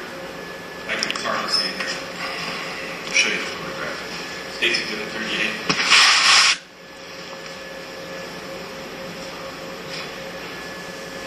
38. Appears to be a portion of copper jacket. I'm not sure if there's some fabric attached to it or just what. Some fabric maybe. I think perhaps, you know. State's Exhibit number 39.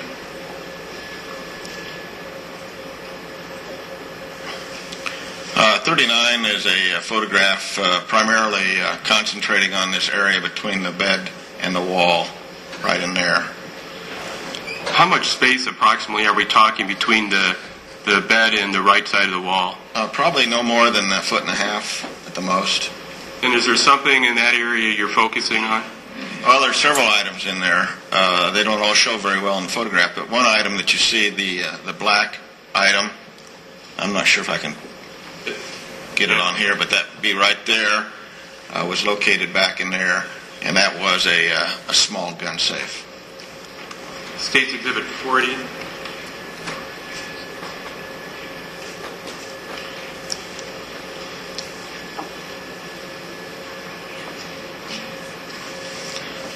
That in States 40, that's a close-up of the area between the beds, showing in particular the open gun safe.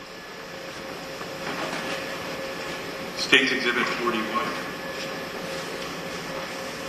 And just I guess before I do that, State's Exhibit 40, the gun safe on State's Exhibit 2 would have been located where? Yeah, in the photograph here, it's this space right here, which would be this wall right in there. State's Exhibit 41.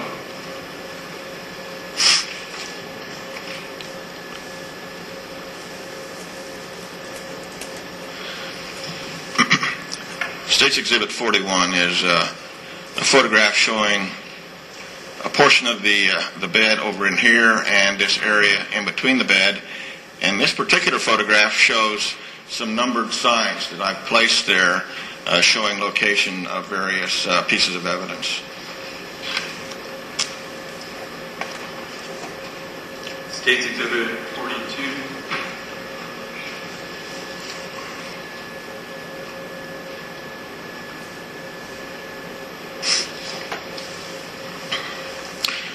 42, photograph taken while I would have been standing probably about in this vicinity here, shooting back in this direction. Shows the doorway and the dresser. The dresser would have been located here. The doorway shown is here. And in this particular photograph, I also have placed a couple of the numbered signs showing some fragments of bullet evidence, firearms evidence.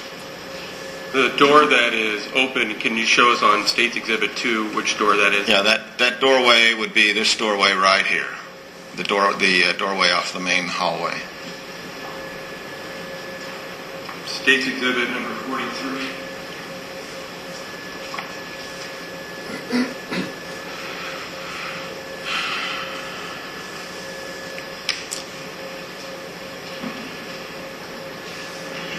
Okay, 43 would be a close-up of the floor, and that floor would be in front of this dresser here, which is located right in here.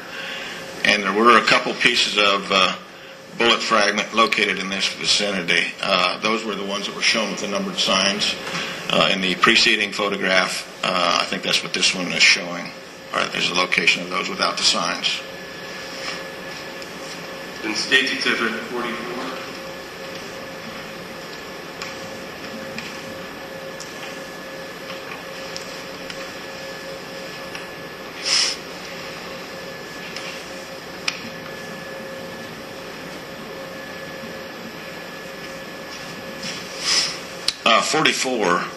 Photograph taken while I would have been probably somewhere in this vicinity. Shooting back shows the location of the body. I would have been probably over in here somewhere. Showing the body and the doorway here. And then there was a hutch or something, a piece of furniture here, and the open door, and also this wall here. And also in this photograph, there are signs that identify the location of various pieces of evidence. State's Exhibit 46.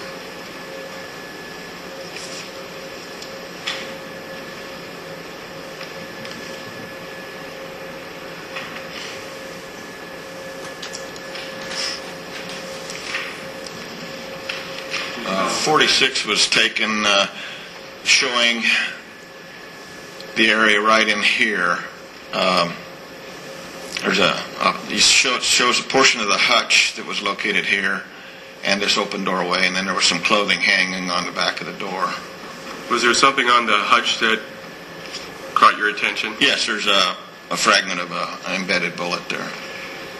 Is that, if you look at the photograph, there appears to be something in the hutch about 3/4 way up? Yes, sir.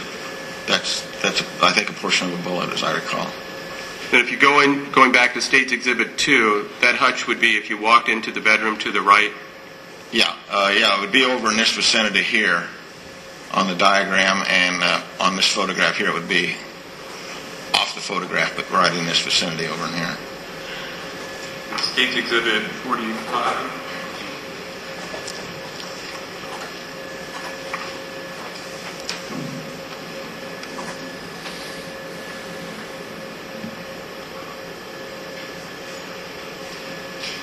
Can you tell us what that is? Yeah, State's Exhibit 45 is, again, looking back in that same vicinity over here, showing the blood running across the floor, and also an orange, I believe it was a knit cap of some sort, was laying right here by the corner of the door, and also that shows a portion of the hutch there. State's Exhibit, the last one, 47.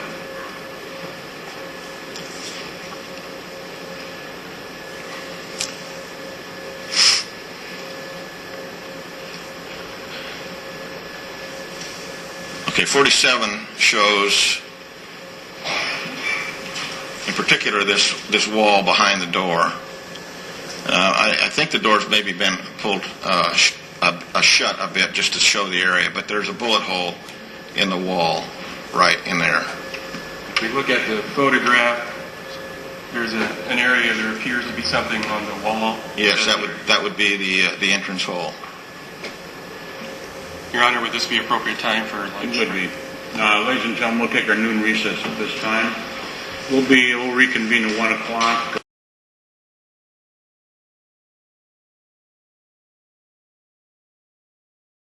The blood spatter going towards the dresser and it's on the wall there. State's Exhibit 51.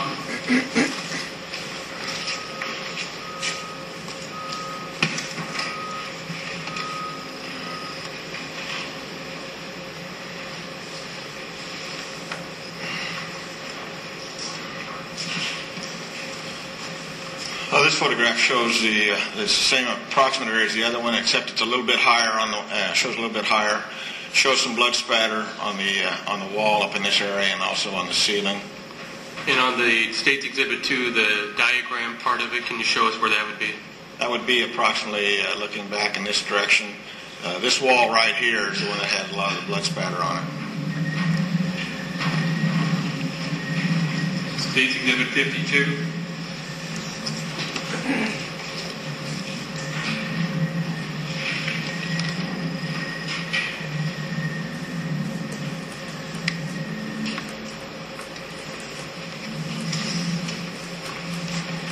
That photograph is even a closer picture showing this wall area right in here and the blood spatter that's on it. And on the photograph on State's Exhibit 2, where would that be? The photograph, that'd be right over in this area here. State's Exhibit 53.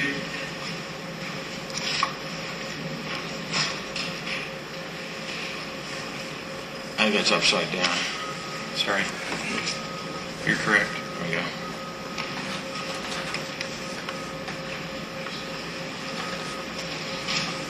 That's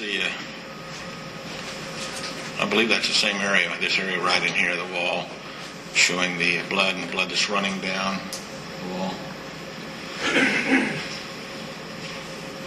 State's Exhibit 54.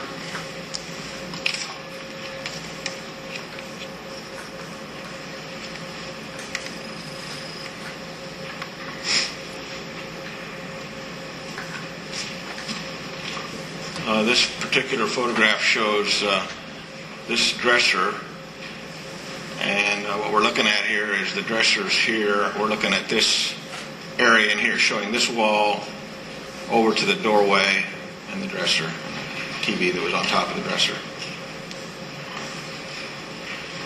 Jumping out of order, State's Exhibit 57.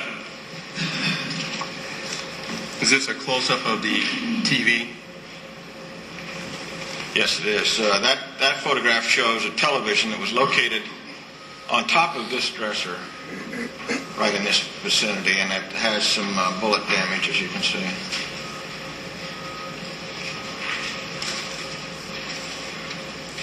State's Exhibit 66.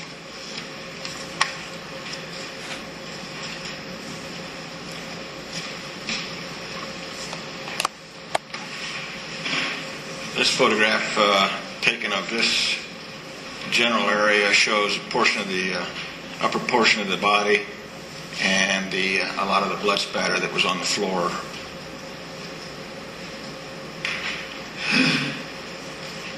And you mentioned you measured the distance of the room. Yes. What is the length of the bedroom?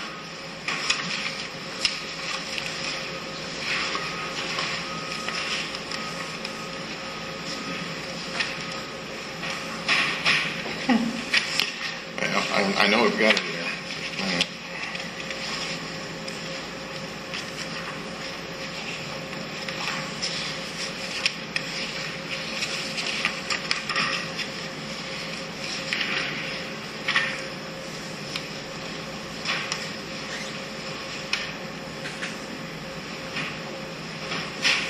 Okay, that would be the southeast bedroom. That's 156 inches by 122 inches. 156 inches by 122 inches? Correct. And is that measured at the longest distance both ways? I'm sure it is, yeah.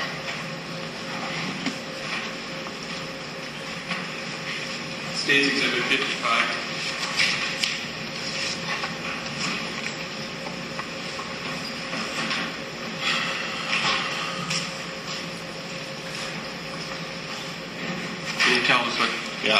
that photograph shows a bullet hole in the wall, and that wall would be, this wall would be looking at this vicinity right here, I believe. And for the record, if we were going into the defendant's bedroom, would it be to the right or left of that door? It would be to the left if you're going in the door. I believe it's right in here. It's where that bullet hole is located. State's Exhibit 56.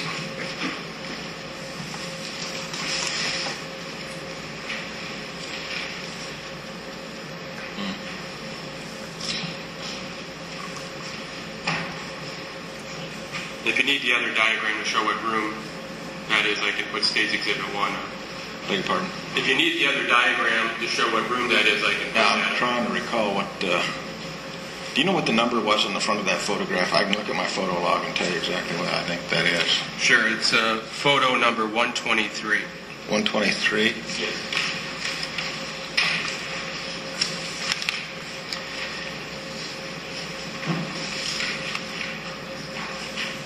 Okay, that's bullet damage in the wall in the guest bedroom. So if we put up State's Exhibit number 1. Yeah, okay.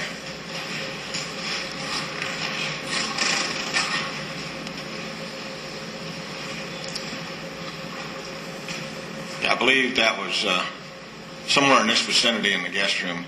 I think it's the result of this bullet going through.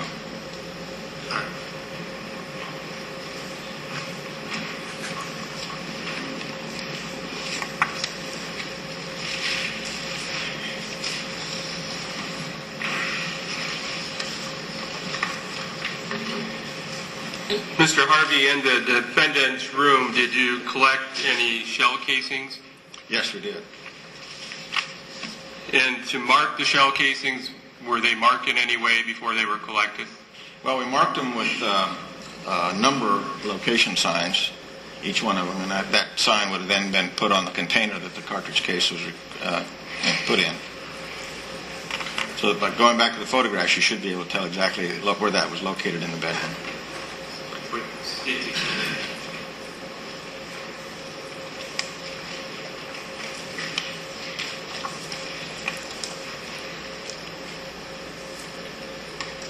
.41 back on the elbow.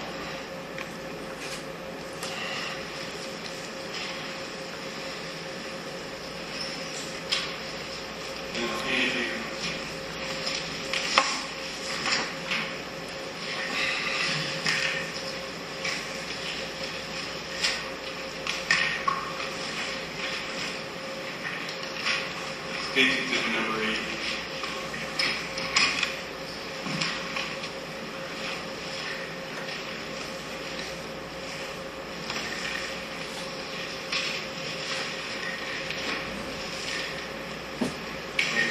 Amen.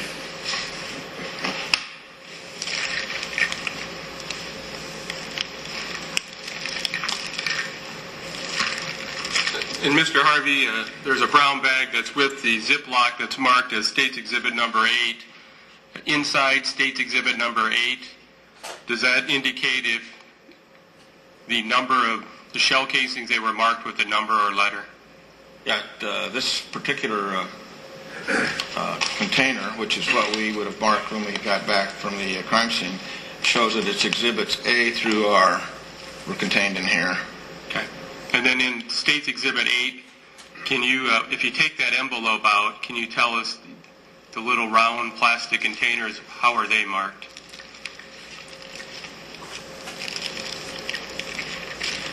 Okay, yes, the containers have a number designation referring to the number in the picture, and then also has an exhibit, alphabetical exhibit designation. Excluding the envelope for now, in the State's Exhibit 8, the bag, how many shell casings are there? Let's see.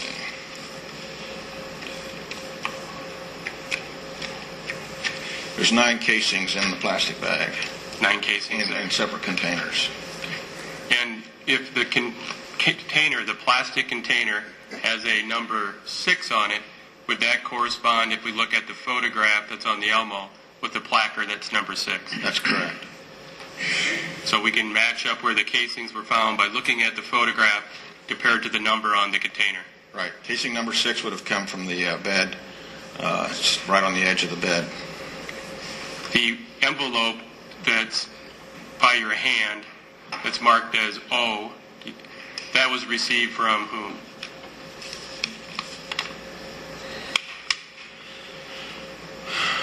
This has a cartridge case in it that was found by Michael Roberts. It was turned over to you by whom? Is it Sesford? Yes. You remember it? And when you got it, did you take it back to the lab? Yes. Okay. If you could take the casing out of the envelope and put it in, just in the Ziploc bag, Sure. and if you could seal the bag up.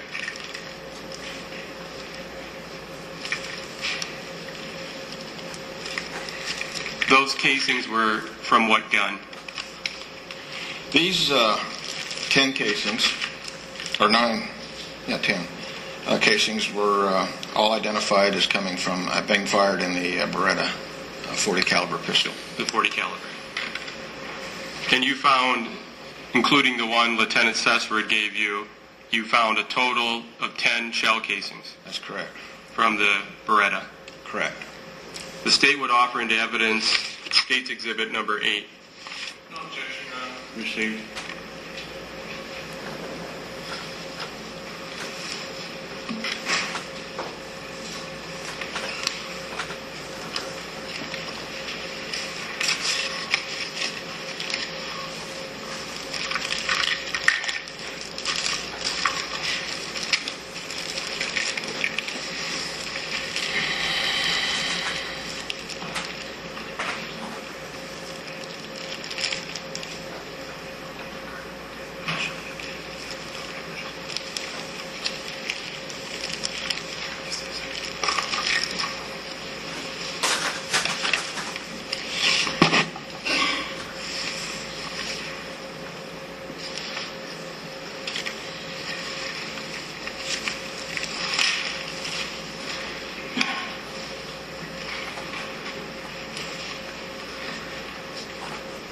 Mr. Harvey, the next exhibit I've handed you is a Ziploc bag containing 4 little plastic containers and 2 little boxes. Do you see that? Yes. And what do, starting with the 4 little plastic containers, what do they contain? These are bullets and bullet fragments recovered from the bedroom area. So what kind of caliber bullets? I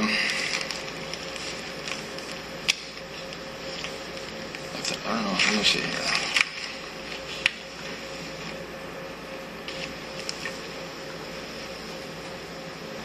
All of these are 40 caliber bullets. The 2 in the box of bullets were recovered from where?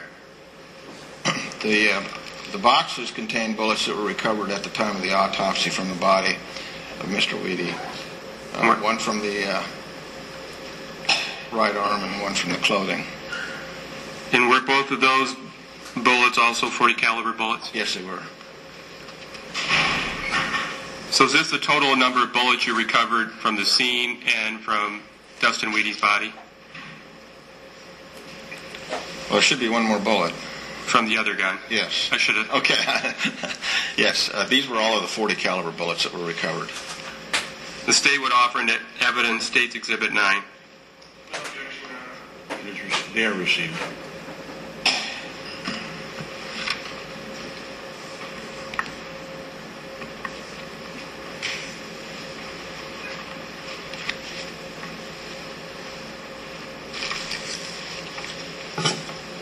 Mr. Harvey, the same way again as if something is marked with the number 10, a placard number 10, for instance on State Exhibit number 42, you see a placard 10 and 11.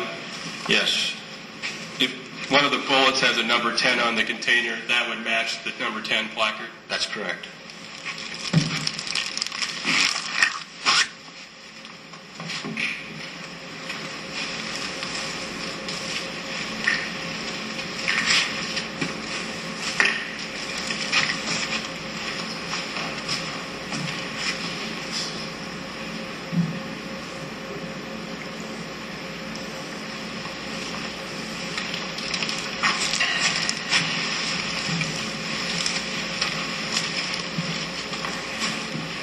Mr. Harvey, I've now handed you what has been marked as State's Exhibit number 10.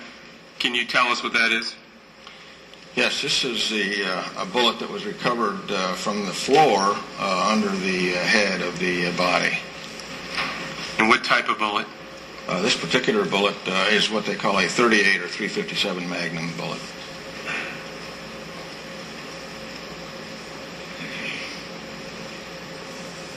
And it was, I'm sorry, recovered from where? From the floor. And the state would offer in State's Exhibit number 10. No objection, Your Honor. Received.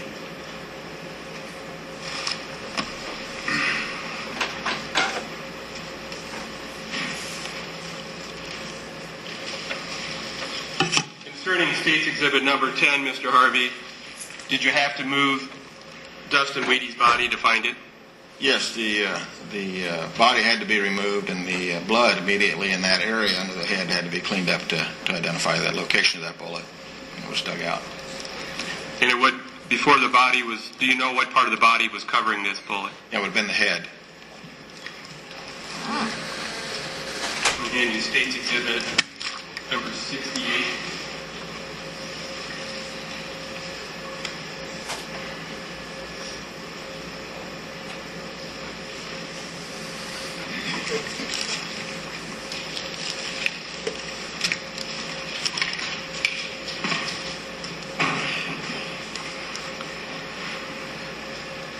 Mr. Harvey, I've handed you what has been marked as State's Exhibit number 68.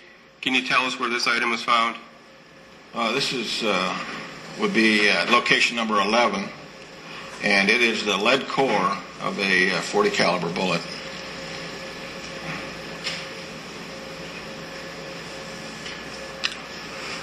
That would match up with the placard number 11 then. Correct.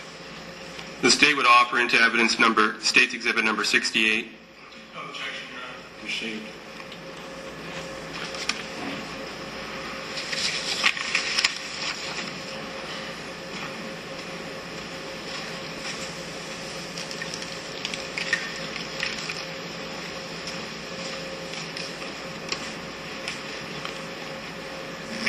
Mr. Harvey, at the scene, you mentioned that 9 shell casings, a total of 10 shell casings from the .40 caliber Beretta were found, and you found 6 bullets from the 4 at the scene, 2 at autopsy from the .40 caliber Beretta. Did you know at the scene you were still missing bullets? Yes, we did. And did you make any attempts to try to locate the missing bullets? Well, without tearing big holes in the wall and cutting up the floor, we tried to locate as many as we could, yes. Well, why not cut up the floor? Well, I just was afraid we were going to do a huge amount of damage to the house if we did that, and quite frankly, I didn't think we needed the additional evidence. I didn't think any other bullets would add any weight to the evidence that the 2 guns were fired. Were you able to do ballistics testing with the casings and bullets you had? Yes.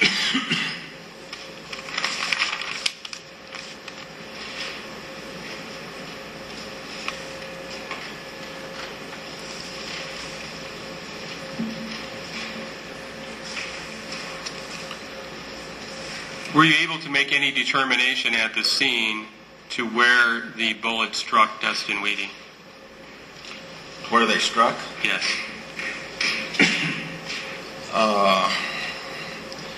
Well, yeah, we identified some bullet entry holes in the walls at the scene. How about on Dustin's body? Most of that was done at the autopsy, at the time of the autopsy, when we got the clothing off the body and got the body cleaned up. Then we were able to determine what were entry holes and what were exit holes. Did you dust various areas for fingerprints? Yes, we did. Areas were dusted were those areas that we felt might have been touched by the individuals entering the house, such as the back door to the kitchen door, the banister, the door handles and latches, the toilet. We were told the toilet was supposedly used. We dusted the toilet to see if there were any prints on there that might be useful in identifying who was there. In the autopsy, when it was conducted, did you attend the autopsy? Yes, I did. And why do you attend an autopsy? Primarily to photograph the wounds in the body and to assist the doctor in any way that we could, and also to photograph or to collect the clothing from the body and to fingerprint and palm print the body, the deceased. And did you get known prints from Dustin at the autopsy? Yes, I did. And do you also collect if any bullets or casings are found? Yes, we did. Any of the firearms evidence that was recovered from the body was collected, and we took those items. Were you able to make any determination, at autopsy, were you able to see if any of the bullets struck Dustin's head? Yes. And how many? Looked like 3 shots to the back of the head.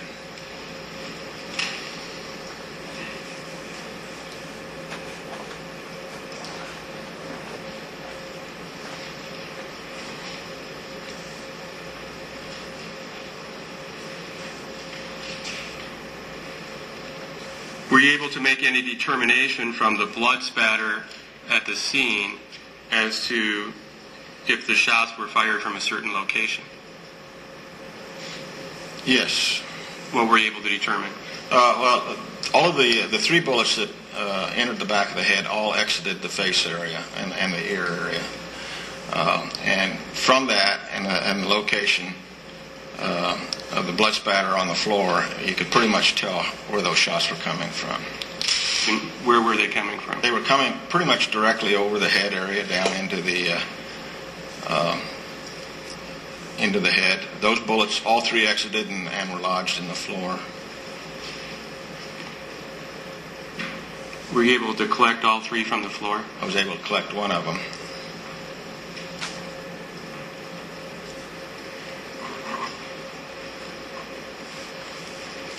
And how about the blood spatter on the walls and dresser? Were you able to make any determination of the trajectory from that evidence? Yeah, the blood spatter from the pooled blood under the head. When those shots were fired, the blood flew towards the. And I could put the photograph up. Yeah, that would probably help. I'm going to object. This is outside the area of expertise of this witness. Objection to the foundation. Yes. I'm sorry, Your Honor. I believe this witness was at the scene and showed the location of where the blood spatter was on the wall. We're not trying to qualify him as a blood spatter expert in relationship to where the body was. It's my understanding that the objection is in regard to question concerning the trajectory of the bullets. No, because Your of Honor, blood being spatter? regarding the blood spatter. And where the blood flew, that was outside of the innocent's testimony as well as any foundational evidence on this person's expertise.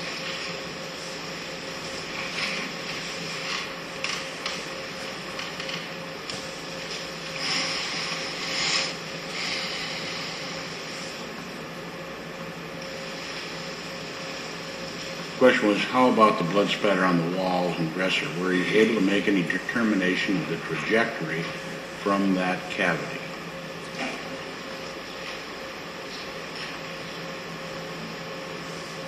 I'm not seeing it. Can you read the...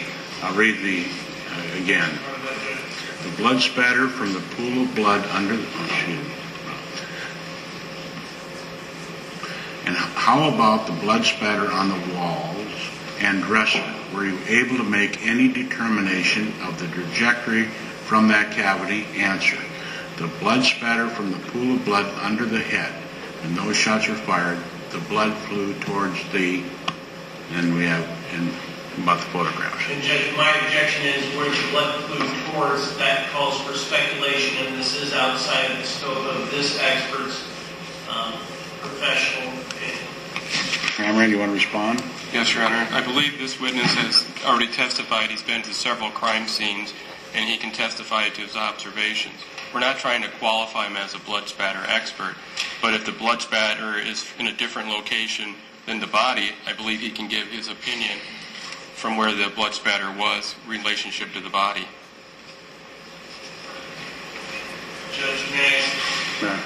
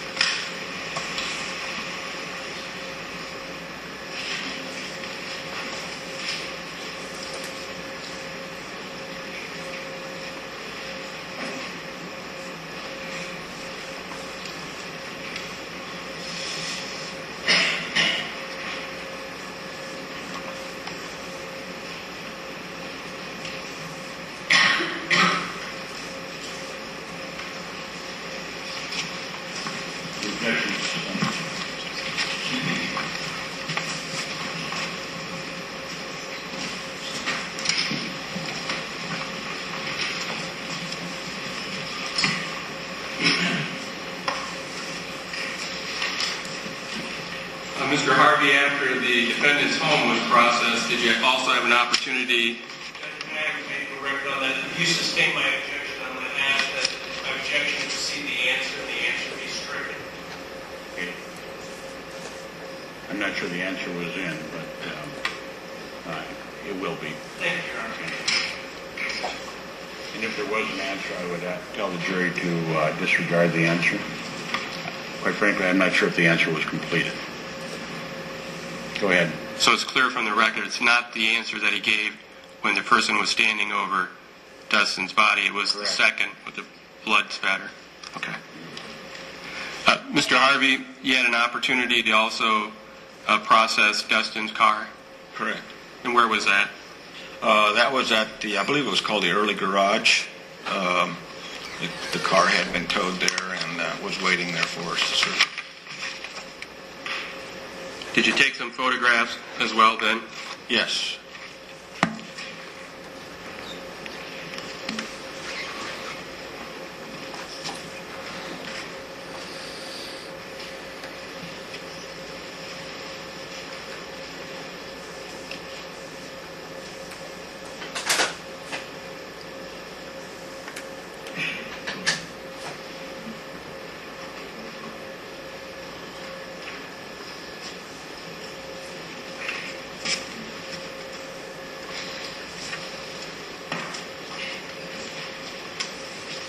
Mr. Harvey, I've handed you State's Exhibits 58 through 64. Are these just some of the photographs you would have taken? Yes, sir, they are. Do they appear to be fair and accurate? Yes, sir. The State would offer into evidence State's Exhibits 58 through 64 inclusive. No objection, Your Honor. Proceed.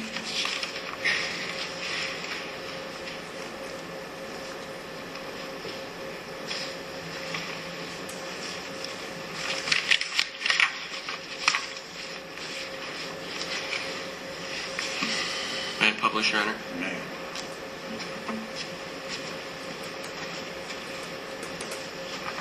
Starting with State's Exhibit 58.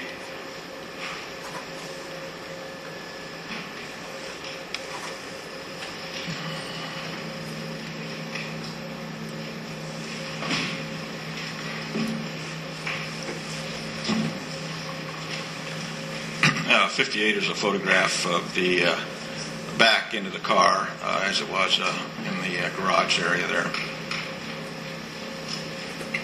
State's Exhibit 59.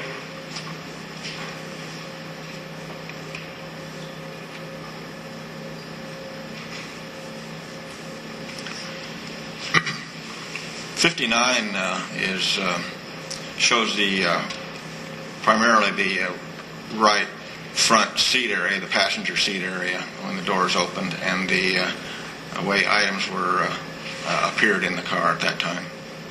And was there anything on the passenger seat that you collected? Yeah, on the passenger seat there was the pink-colored spiral notebook. And is that the location the pink spiral notebook was in when you found it in the car? Yes, sir, it was. Were the keys in the car when the car was... The keys were in the car, yes. State's Exhibit 60.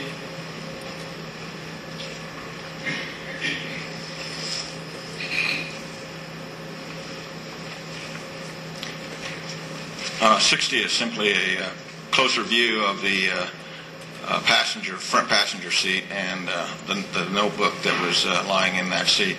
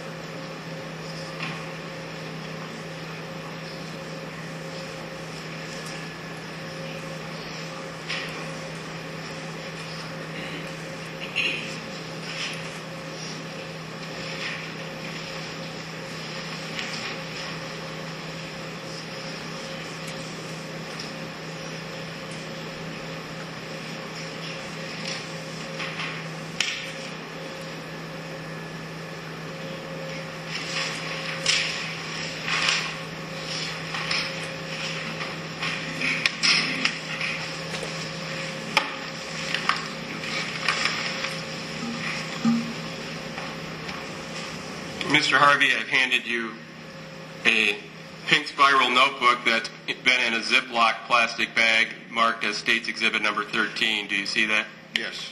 And with it are the bags that the notebook was removed from. There's a brown bag there as well. Yes. Do you recognize that? Yes, the brown bag I do recognize. And is this the pink spiral notebook you would have collected when you processed Dustin Wheaty's car on December 13, 2001? That's correct. The state would, let me back up. Did the lab do some processing to it? Yes, this notebook I think has been processed for fingerprints and probably looked at by the document examiner. And if there's fingerprints tech, do they mark on a little circle to show? Yes, you'll see on there a little U-shaped mark, and that they put that mark around any prints that would be there. So simply to show the area where the print was located. The state would offer into evidence State's Exhibit number 13. Judge, the defendant objects on hearsay grounds and incorporates his arguments prior to this proceeding. Objection is overruled. Received.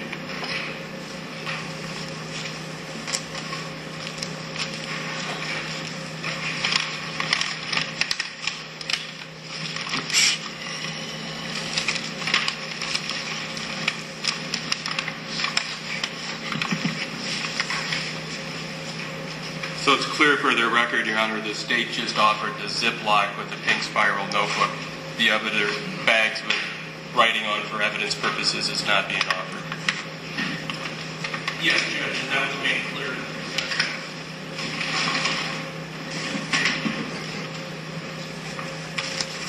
State's Exhibit number 61.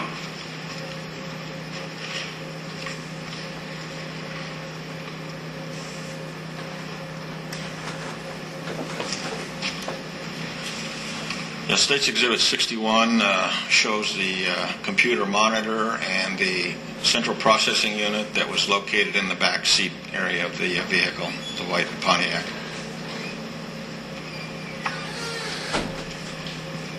State's Exhibit number 62.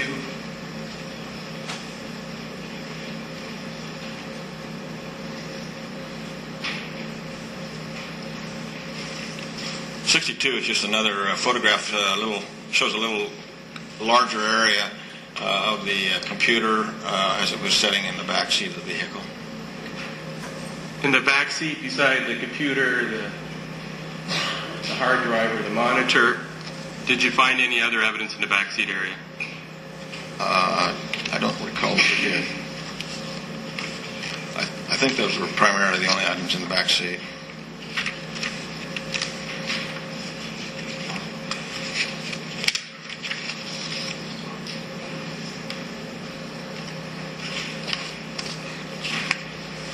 Okay, there was the monitor, the keyboard, the computer, Pixie Technologies. I'm not sure quite what that was.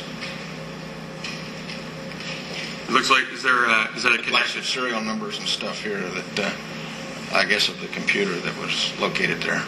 And in the front seat beside the pink spiral notebook and the object underneath of it, do you know what that was? Yeah, there was also in that front passenger seat was a black CD case and I believe a trifold wallet. That'd be State's Exhibit 59 up the back of it. I beg your pardon, the wallet came out of the glove box. So, yeah, it was the CD case. Did you also look in the trunk of the car? Yes, we did. State's Exhibit 63.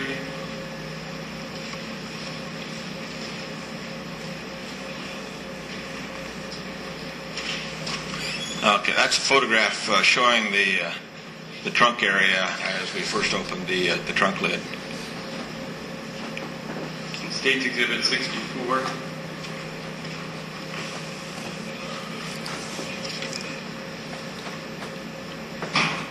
'64 is the trunk area contents after we removed the realtor sign. If you look at the picture, at least if I look at the screen, there's something orange. What's that? Yeah, I believe that was an extension cord. Did you inventory the trunk? Yes, we did. Did you find any bats in the trunk? Any bats? Yes. Yes, there were 2 bats in the trunk. What kind? One was an aluminum bat, and then the other was a wooden bat.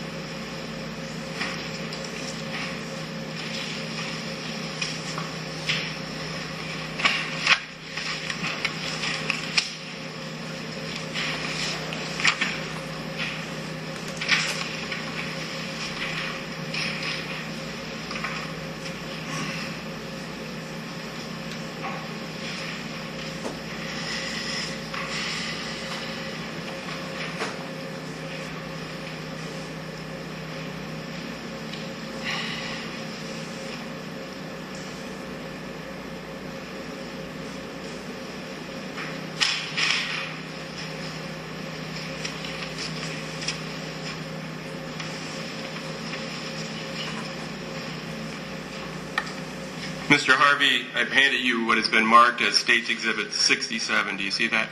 Yes. And can you tell us what State's Exhibit 67 is?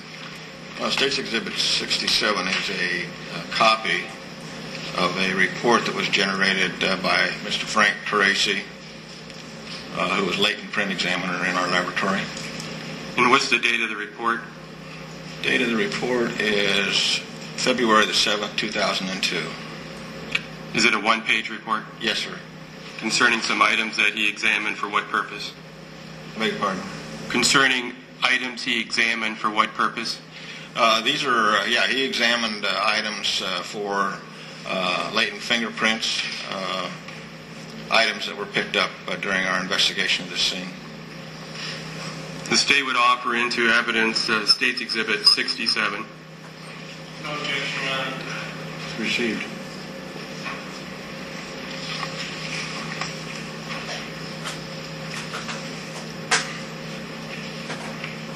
And for the record, could you spell Mr. Teresi's last name?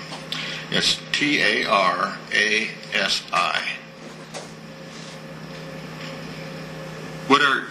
Did he examine Lab Exhibit X? I'm sorry. It's okay. Did Mr. Teresi examine Lab Exhibit X for latent prints? Lab Exhibit, yes, X. Can you tell us what Lab Exhibit X is? I will be able to do that when I find the receipt. Yeah, great.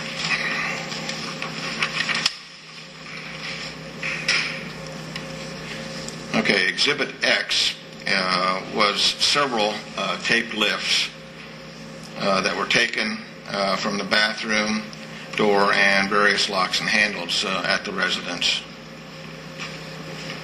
And sir, could you repeat that? I apologize if I couldn't hear you, sir. Exhibit X is a group of tape lifts, fingerprint lifts, that we took from the bathroom area and various locks and handles within the house. So it's clear for the record, when you say a tape lift was done at the scene, what does that mean? Well, when you are examining an area for latent fingerprints, one of the methods for hard, non-porous materials is to dust the area with a very fine powder. In this case, we'll use black powder. And if something develops, then you use what would be sort of like Scotch tape, only it's a much higher grade than that of cellophane transparent tape. And you put that tape over and rub it on the area to the point where you can pull it up, and it picks up all of that black residue that was deposited on the fingerprint. Then you simply put that on a clear backing, and that's what they examined for latent fingerprints. And that was from different locks and from different doors, areas Yes, sir. of the house? Yes, sir. And what was the results of Mr. Teresi attempting to find a print that was suitable for identification? Well, he examined the item, and his opinion was that there were no developed latent prints suitable for identification, which simply means that nothing that had enough characteristic to it that he could make any determination. Did he also examine Lab Exhibit Z? Item Z And what was Yeah, the... and item Z was a Packard Bell computer that was recovered from the back of the vehicle. So the computer found in Dustin's car? Correct. How about lab exhibit AA? AA is the monitor that was also back in the back seat of that car with the Packard Bell computer would be that tower port, the CPU, the major processing unit of the computer, and then the monitor. Both those were processed. And according to Mr. Teresi's report, were any latent prints suitable for identification found on the monitor or the CPU? Well, he combined item X, Z, and AA all in one sentence, saying that for all of those items that there was nothing found that was suitable to make an identification on.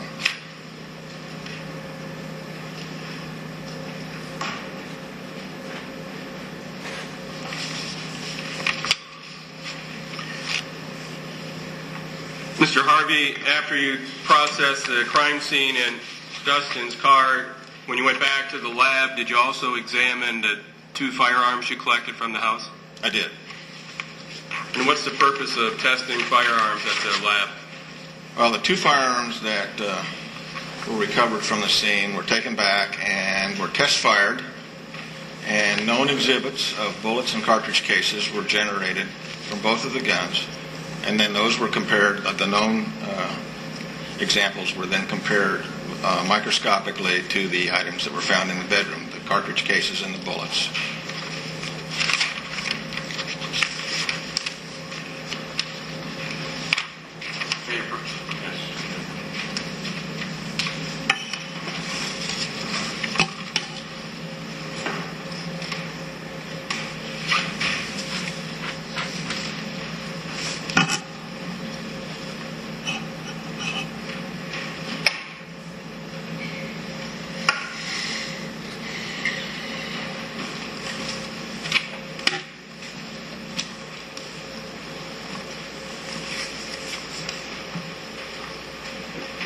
Mr. Harvey, a handed you has been marked as State's Exhibit number 11 in a box, and it contains some other bags and paperwork if you need for identifying it.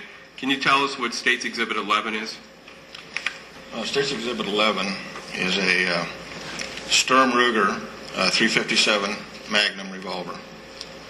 It's the revolver that was located on the kitchen counter at the house. The State would offer into evidence State's Exhibit number 11. No objection, Your Honor. Received.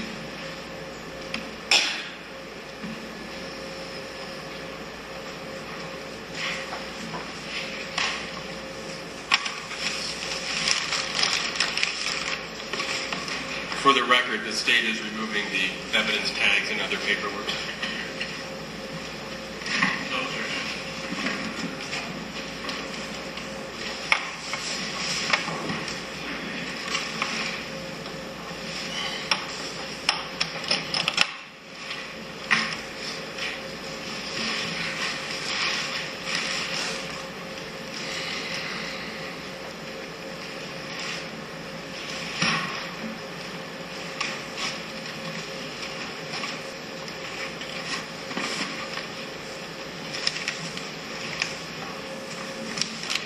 Next, I've handed you has been marked as State's Exhibit number 12. Can you tell us what that is?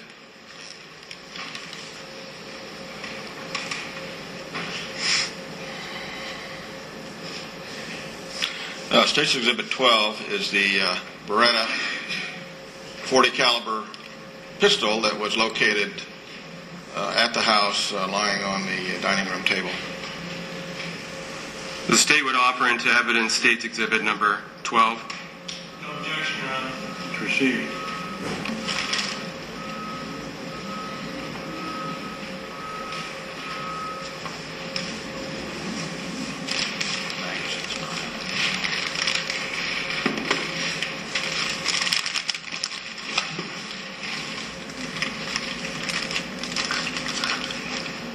Part of State's Exhibit 12, Your Honor, if there's no objection, the magazine is still in the brown bag. Ask Mr. Harvey to remove that and incorporate that as part of State's Exhibit 12. I don't have any objection to that, Judge.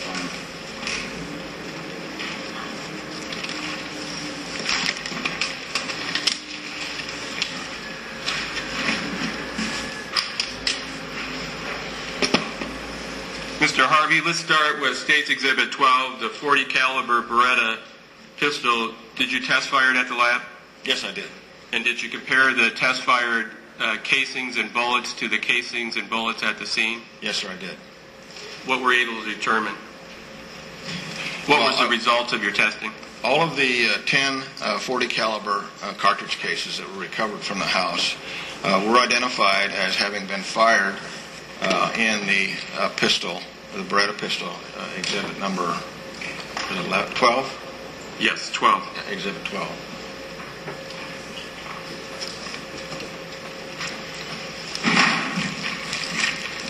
So the 10 casings that have been offered in as State's Exhibit number 8 were fired from State's Exhibit number 12, the .40 caliber Beretta. Correct. How about the 6 bullets that were collected, 4 at the scene, 2 at autopsy, State's Exhibit number 9? Did you make any comparison Yes. to those to State's Exhibit 12? Yes, I did, and I was able to determine that those 6 .40 caliber Winchester bullets recovered from the bedroom and the body were all fired from the Beretta pistol, Exhibit 12.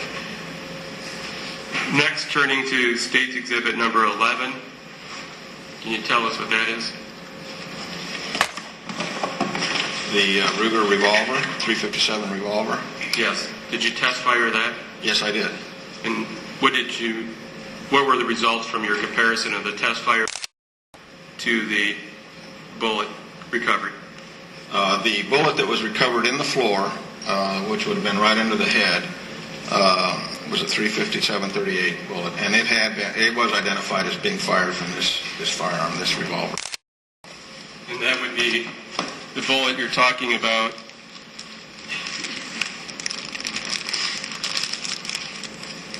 The State's Exhibit number 10, your lab Exhibit R. Correct.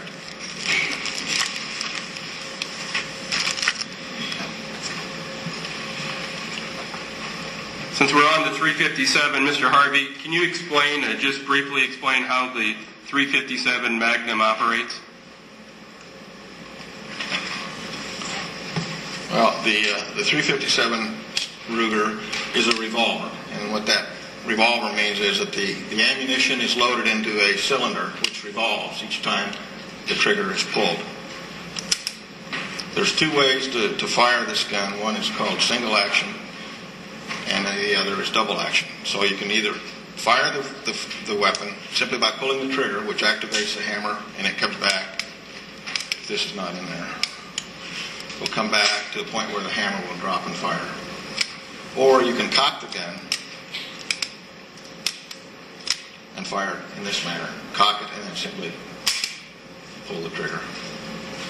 When you cock it, is the trigger pull less than if you don't have it cocked? That's correct, yes.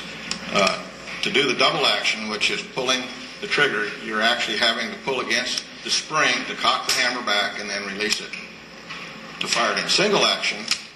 You've cocked the gun, and then it takes a lot less pressure on the trigger than to drop the hammer and discharge the gun. After the gun has been fired, do the shell casings eject automatically? No, they will not. The bullet will go out the barrel and towards the target, and the cartridge case then will remain in the cylinder of the gun until it is manually ejected from the cylinder. And then State's Exhibit number 12, can you tell us how the .40 caliber Beretta operates?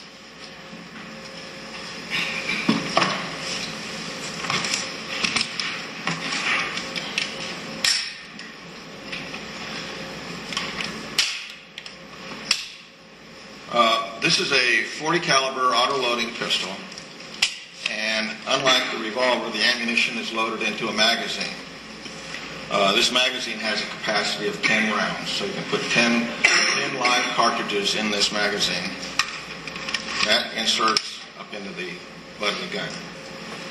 Then in order to load the chamber, you have to pull back the slide, and then as the slide then goes back forward, it won't lock open when there's ammunition in the magazine.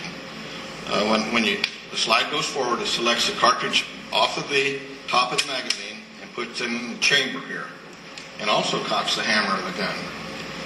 So at that point, the gun is ready to be discharged.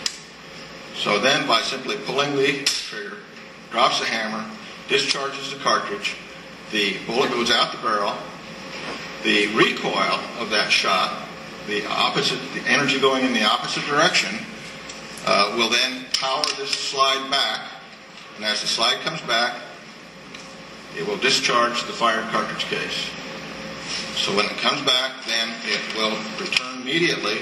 It'll select another cartridge off the top of the magazine, load it, cock it, and it's ready to go again. So this gun then can be fired that way until you run out of ammunition. At which point, when the last shot is fired, the recoil powers the slide back, but then it'll lock in an open position. So then you know you have to reload. Then you put another magazine in, you would drop the slide, and you'd be ready to do the same thing again. Does this gun have a safety on it? It does have a safety on it. It's got a decock safety on it. So by pushing the safety up, it automatically drops this hammer. It won't discharge. That goes against the hammer block. And at that point, then the trigger is deactivated, disconnected.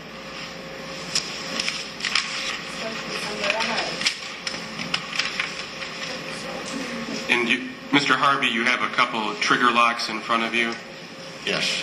Are you able to put those on the gun for safety reasons? I don't know. I'll try.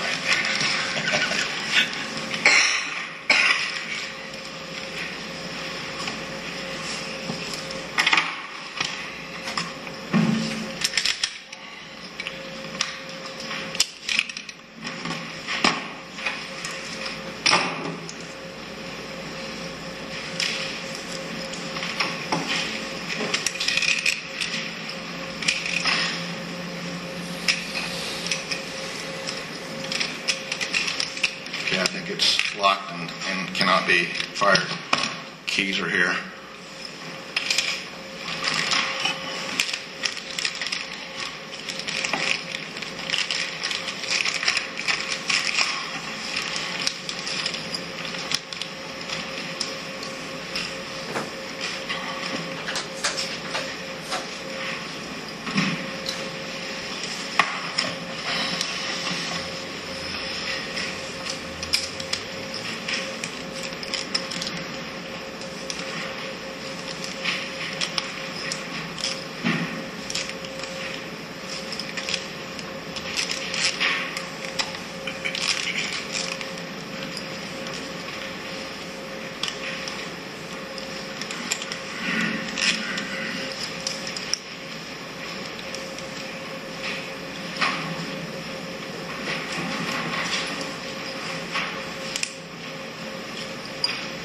Okay, this can't be closed.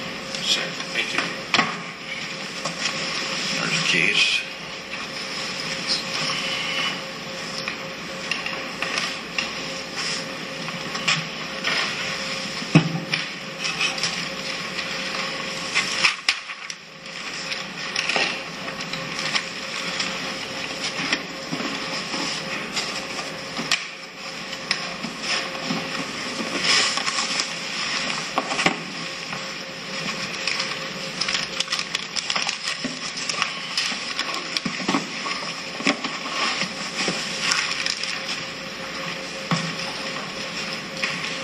Mr. Harvey, on the .357 revolver, how do you remove the spent shell casing after it's been fired? You have to open the cylinder, and then there's an ejector on there, and you simply push the ejector, and that will push out any fired or unfired cartridges. Thank you. Thank you. I don't have any other questions. Cross-examination. Thank you, Your Honor. Can we approach for just a second? Sure. Cross-examination of Mr. Harvey.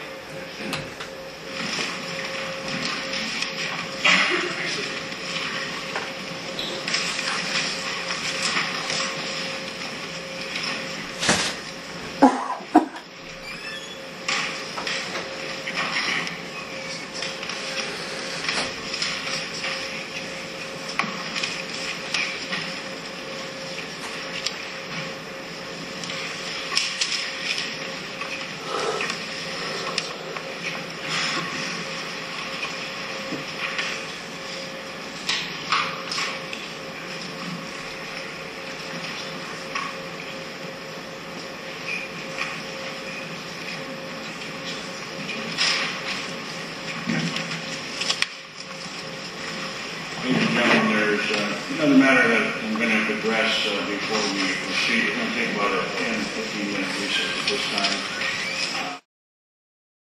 Good afternoon, Mr. Harvey. I'm fine, thank you. May I approach the witness, Your Honor? You may.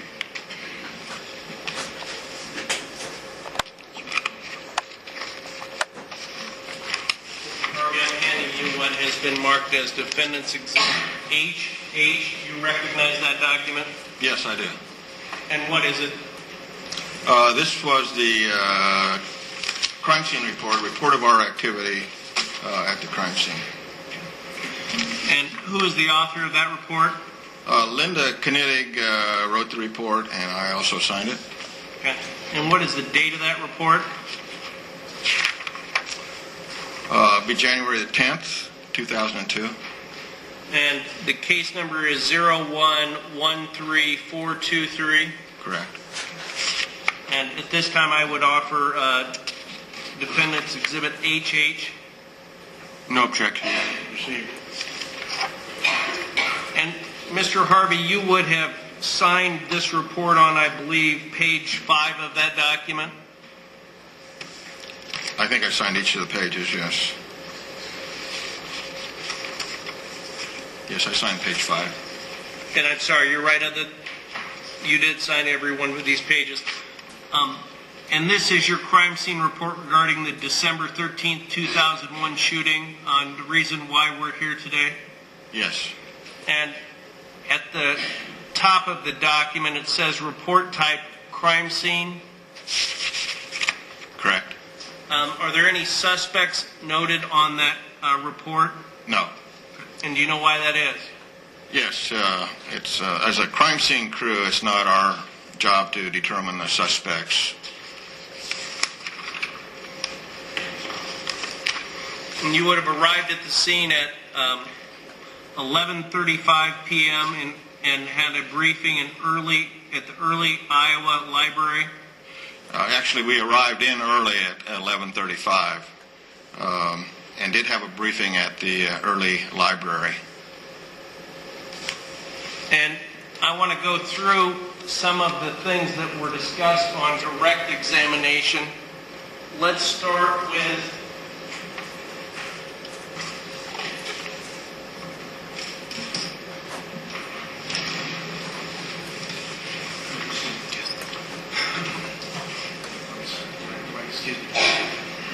this is Defendant's Demonstrative Exhibit 1, and you indicated in your direct examination that this would have been the floor plan for the second floor of the Roberts residence. Correct. And you indicated you didn't know whether it was to scale or not, correct? No, I don't know. Okay. And here's one of the concerns that I had, sir. Help me out with this.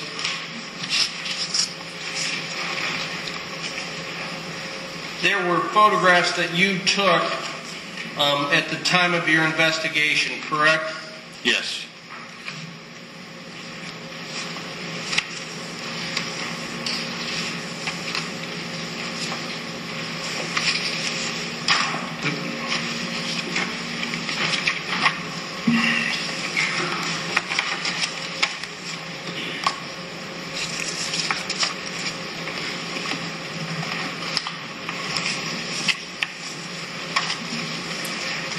And one of the concerns I have is this.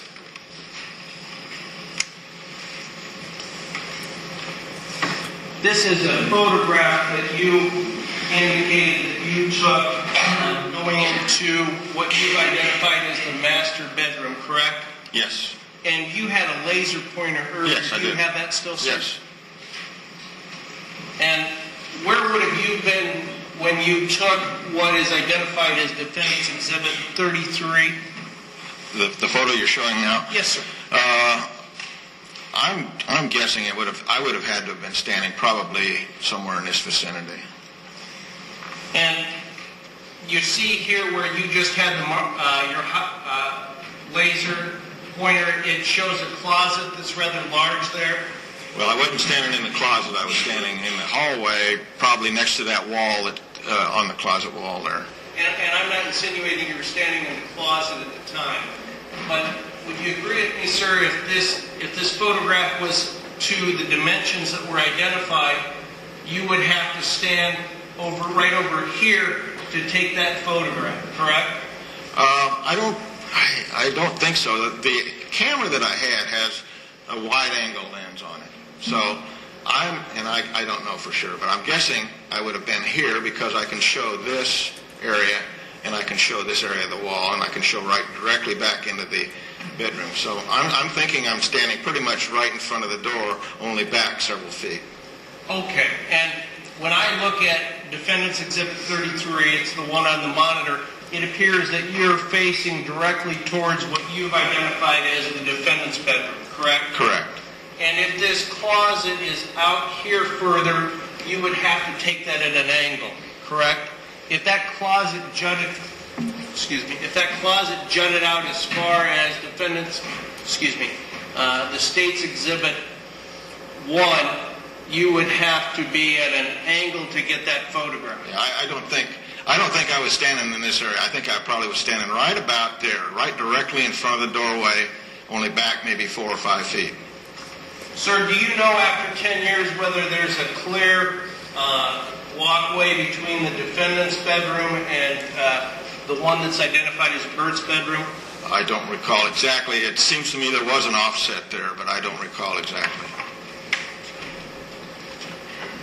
But is it fair to say you don't know whether there's a direct line of sight between the defendant's bedroom that you've identified as Bert's bedroom? No, sir, I don't.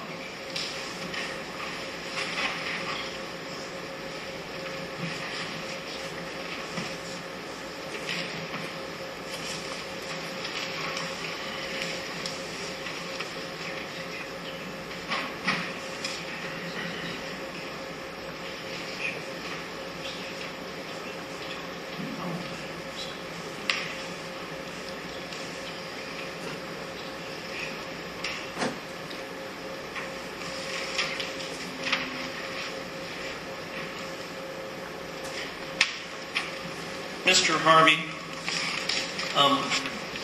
you indicated in direct examination that you would have done your own hand drawing regarding the Roberts upstairs residence, correct? Correct.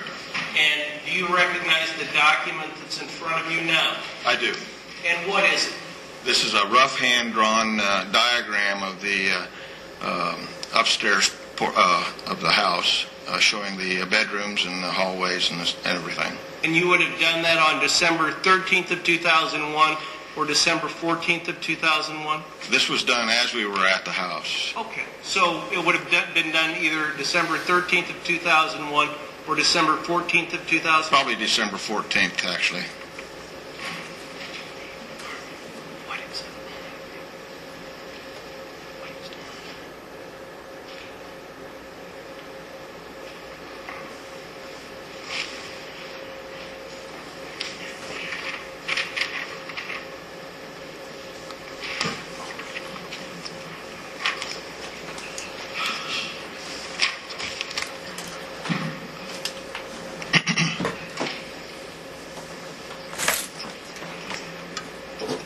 Can you mark this as TT, please?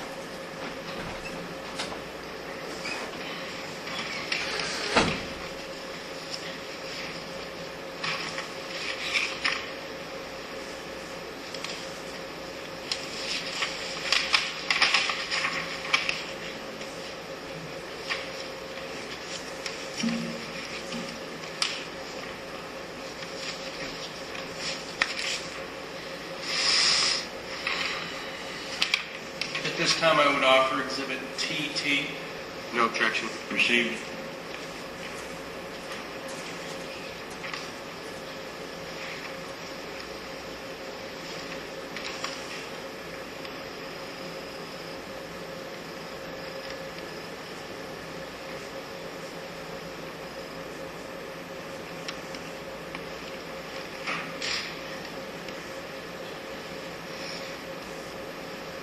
And can you see that from Yes, here? sir, I can. And can you use your laser pointer again? Do you mind Sure, doing that? I can do that. And I assume that this is similar to what is marked as state and offered as Exhibit 1, except this is your hand diagram on graph paper. And I can guarantee it's not to scale, but And I have to ask that question again, sir. You obviously did a better job than I could do. We'll just start there. But can you, with a laser point, show the jury, is this a similar diagram where you have the master bedroom? Can you point that out? yes. I don't know if you can see it on there or not, actually. Doesn't seem to be showing. You want to step Can I go over to it? Yeah. Yes.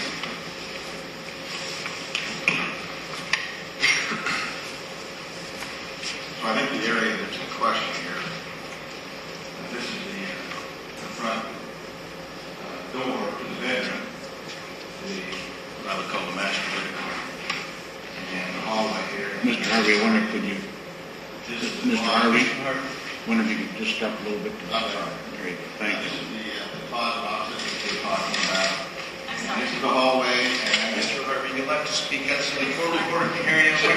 I try to make this easy for you, but it's not. well, I don't know why this doesn't want to show on there at all. Well, let's do it this way, if you don't mind. Would you mind coming here? And I think they can see it if you do it with your finger. We'll do it the scientific way. Is this the master bedroom here? Right here? Yes, this is the master bedroom here. Okay? The front door, the door to the bedroom, the hallway, the doorway to the guest room, and this is the closet wall we were talking about, this wall here.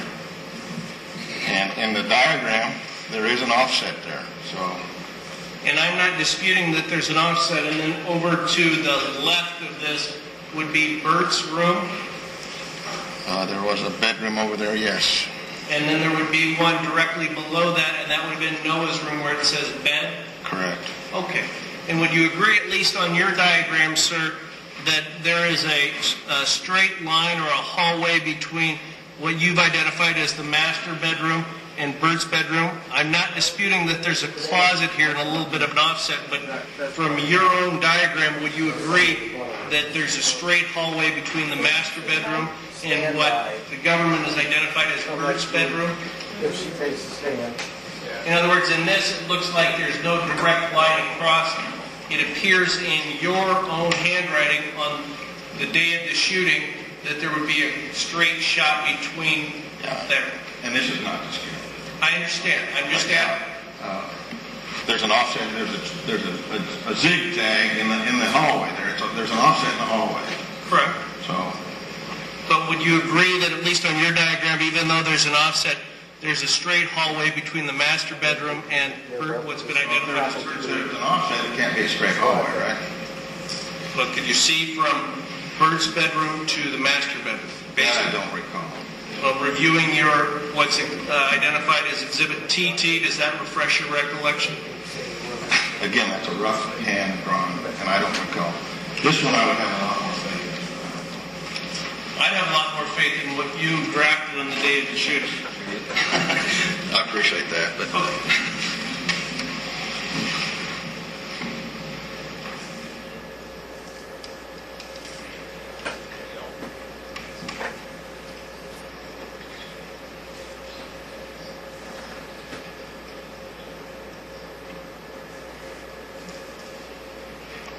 Mr. Harvey, isn't it true that it's more likely than not that there's a straight set of sight from Bert's bedroom to the master bedroom?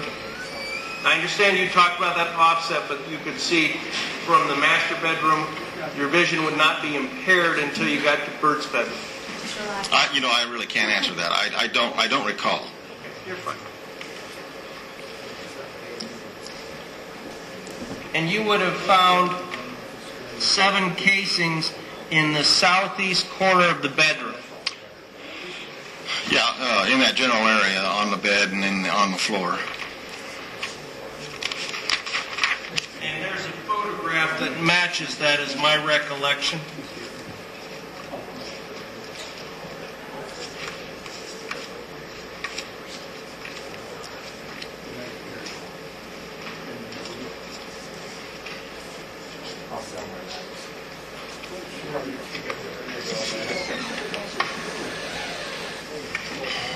and this is State's Exhibit 41. It shows 6 casings that you found from the Ruger, correct? No, that was, these were .40 caliber casings that would have been fired in the Beretta. I asked the question, the judge was shaking his head, I knew immediately that I was wrong, which won't be the first time or the last time, but the .40 caliber casings, there were at least 6 that were recovered in this area, correct? Correct. And that would have been between the wall of the master bedroom and the bed? 4 of them were recovered in that area. 2 of them were actually on the bed. Okay. But you've identified that in this exhibit? Yes, sir. And I think I have a recollection in your report that that was a smaller room. In fact, I believe in reviewing your reports and or your notes that the room was 17 foot 4 inches by 11 foot 4 inches.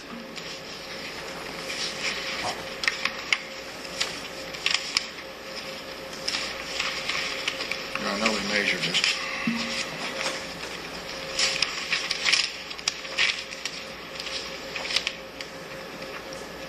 Well, and I won't make it difficult for you. Hold on just a second. Okay, I've got it here. Here you go. I'm handing you what's been marked as Defendant's Exhibit QQ. Do you recognize that document? Yes. What is it? It's a copy of a page out of our notes that we did at the crime scene. I would offer Defendant's Exhibit QQ at this time. No objection. Proceed.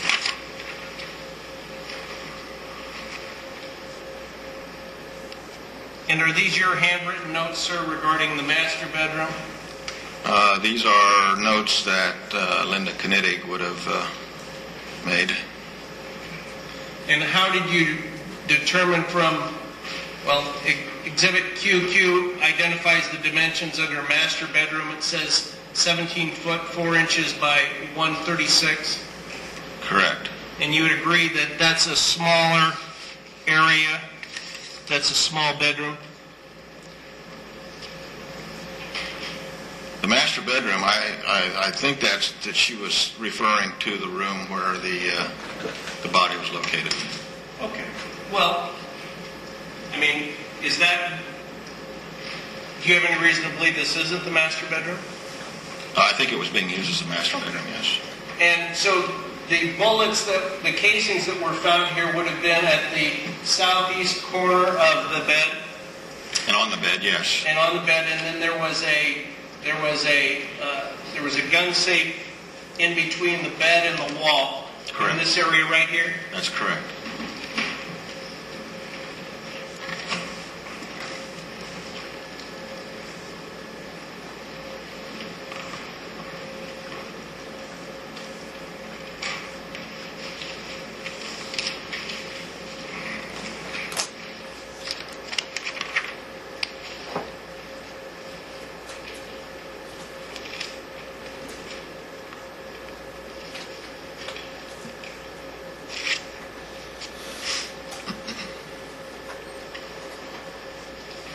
And you were asked on direct examination of whether you did any test firing.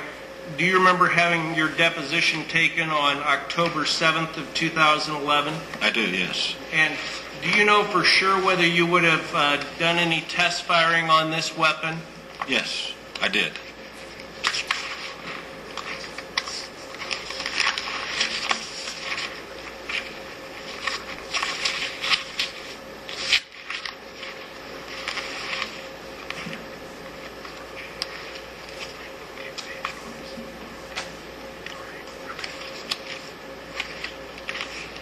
In your deposition on page 27, line 3, there was a question, but you don't have an independent recollection of doing that test firing, and your answer was what? I'm assuming I did, but I did not have a copy of the report at that time. Okay. So And- since then I do have, and it does verify that I did do the test firing of the gun. Okay, and that's fair. You received your bench notes after the deposition was taken, That's correct. And that confirmed that the test firing was done? Yes, sir.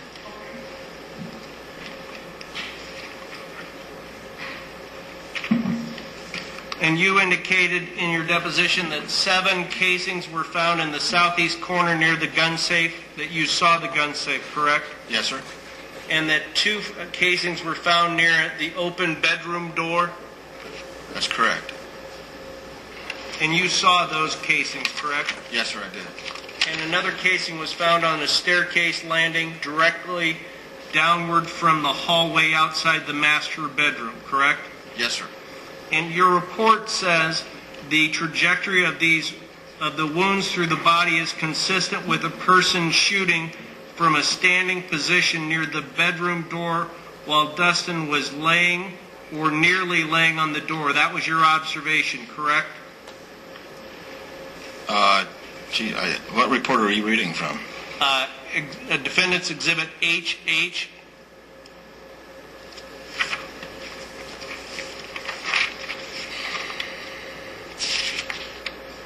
And where are you?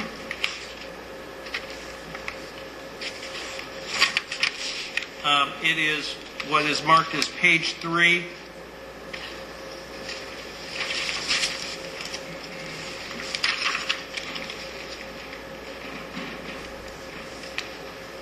First full paragraph. The trajectory of these wounds through the body is consistent with a person shooting from a standing position near the bedroom door while Dustin was lying or nearly lying on the floor. Do you see that, or do you want me to highlight it for you? Yeah, you might want to come over here and show me exactly what you're talking about.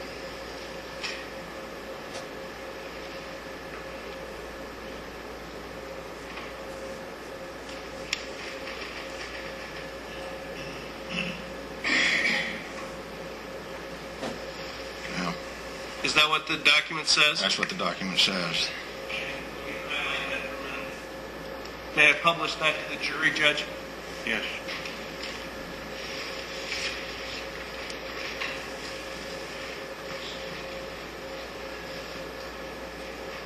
This has been offered as a...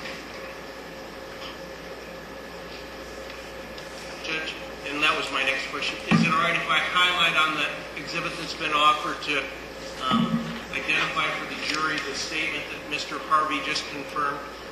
Your Honor, the state would object to marking on it's already been received. If they want to highlight on a copy and show them, it's fine. I don't believe that's going to affect the integrity of the document, Judge. On the one that's already in, you want to Yes, Your highlight Honor. that? Is that in your hand? No? Yes, Your Honor. In your objection? Your Honor, it's already been received as evidence. And they can do it with a copy. They don't have to mark on the original it's already been received. Well, you want this to go back to the jury. At any rate, Yes, Your Honor. I'm going to permit you to do so. Thank you, Your Honor.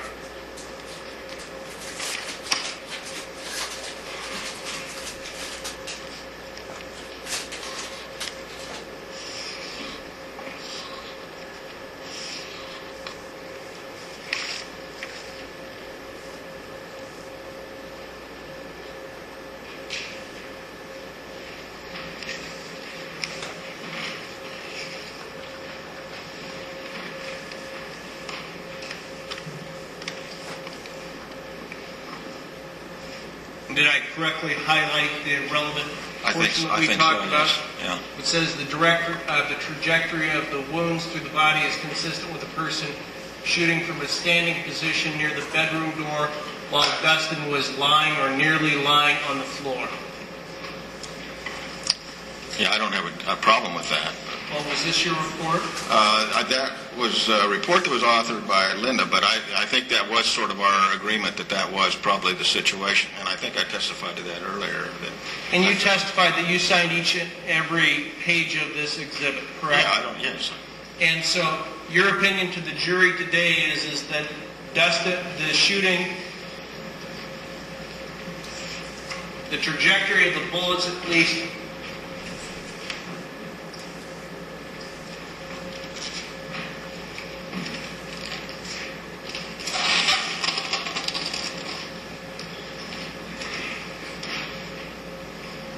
the trajectory of the bullets that we were just talking about would have been roughly from the defendant's bedroom door, and the trajectories would be consistent with Tracy standing here at the time? No.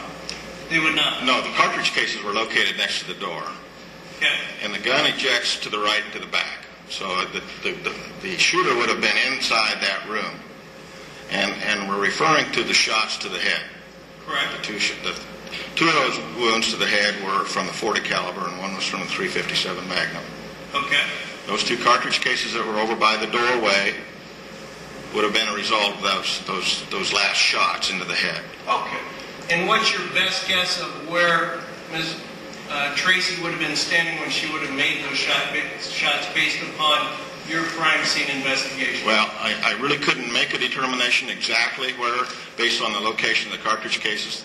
That's a hardwood floor. Those cases come out of there at a pretty good lick, a pretty good rate of speed. They're going to hit the floor and they're going to roll. And we had other individuals in the room. So based on the location of the cartridge cases, I can't say exactly where the shooter would have been. However, I do think that those were the two cartridge cases that were the result of the wounds to the back of the head.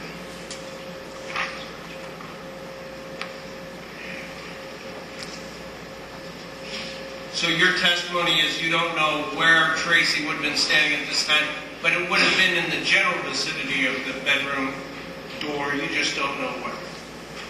What I said was, these come out, and they're ejected out at a high rate of speed to the right and slightly to the back. And we've got a hardwood floor. So when those cartridge cases hit the floor, they're going to roll. Okay. And I want to go back to your report, because in your report you indicate that she was standing near the bedroom door. So all I'm trying to do is figure out what's accurate. I don't think I ever agreed that she was standing by the door. She may have been standing, and the cartridge cases ended up by the door. Okay. But your report says that she was in a standing position near the bedroom door while Dustin was lying or nearly lying on the floor. I don't agree with that. What? I don't agree that she was standing in the door.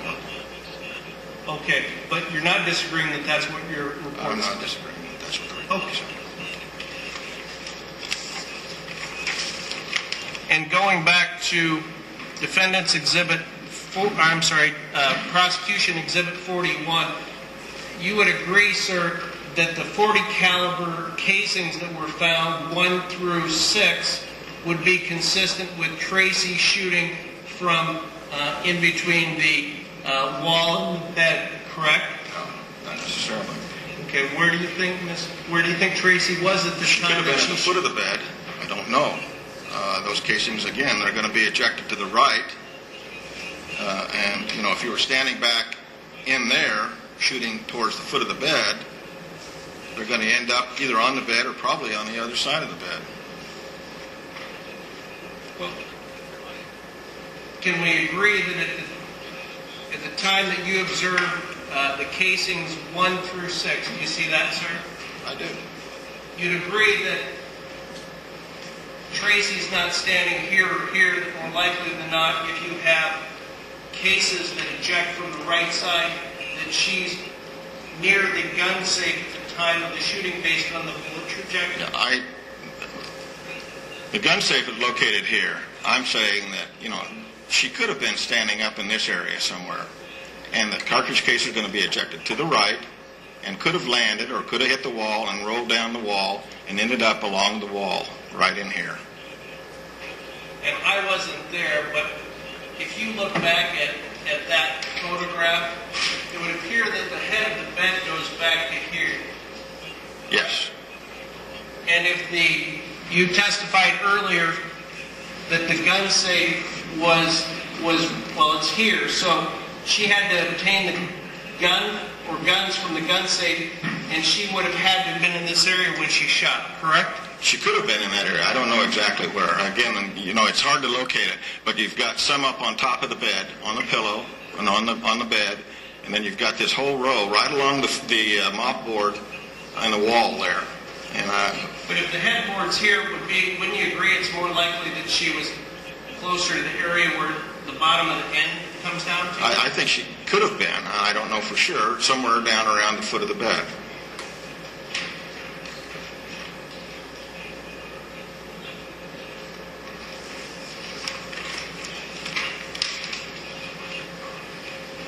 And on page 4 of your report, you indicate that the wounds in the body further indicated that the shots were fired from 2 different directions, correct? Well, yes. The wounds to the head came from one location. The wounds to the lower part of the body, and it looked like the individual might have been turning, moving. So it's real difficult to say exactly, but those seem to come from another location. And you indicated earlier, well, you've indicated previously, the bullet holes found in the west wall and floor immediately under the head and neck of the body, correct? Say again, please. Sure. Were you asked a question, the bullet holes were found in the west wall and floor immediately under the head and neck of the body? Were you asked that question by Mr. Powers on October 7th of 2011? I may have been. And The west wall, you say? that's what you... Yeah, we had some bullet holes up here. And did you say some of the bullet holes would exit the body, and in the process, some of them shed their jacket, so the core and the jacket became separated? Yes, there were bullet fragments, some core fragments and some jacket fragments.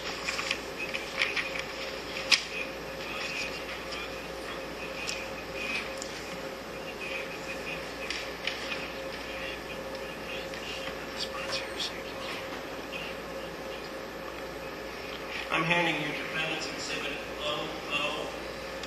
Do you recognize that document? I do. What is it, sir? This is the bullet worksheet that I used in examining these items, the bullet items.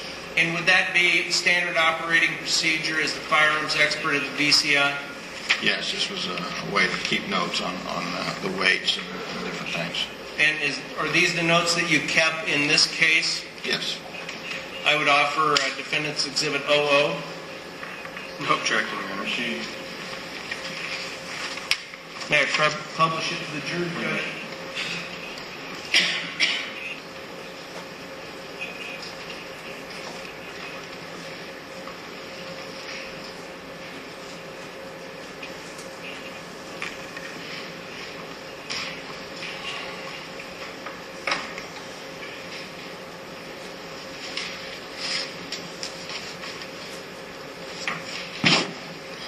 I can't get it all in, Mr. Harvey, but this is your bullet worksheet, correct? That's correct. And under R, it's hard to see, but under R it says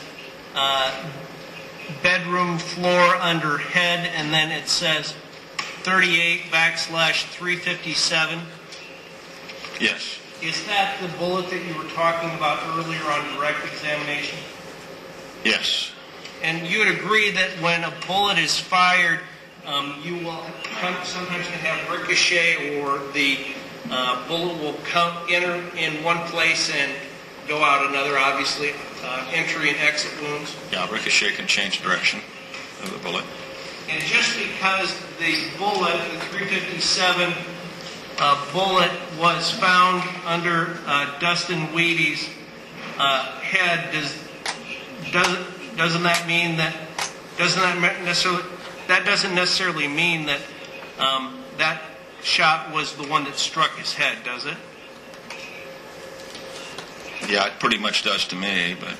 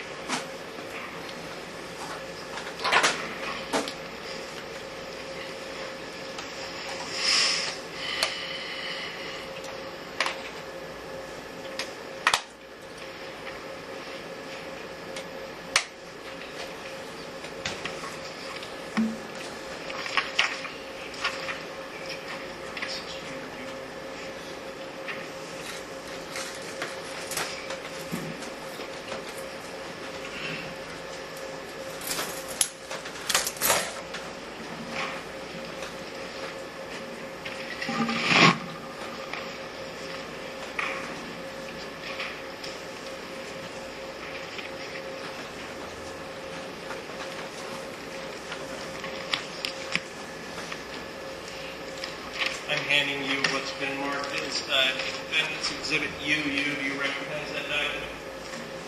Yes, appears to be a copy of the photograph that I took at the scene.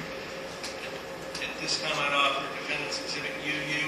No objection. Proceed. May I publish it with Yes. your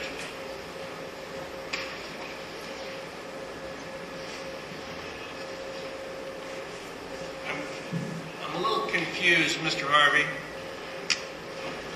You indicated earlier that you would put markings where you'd take basically yellow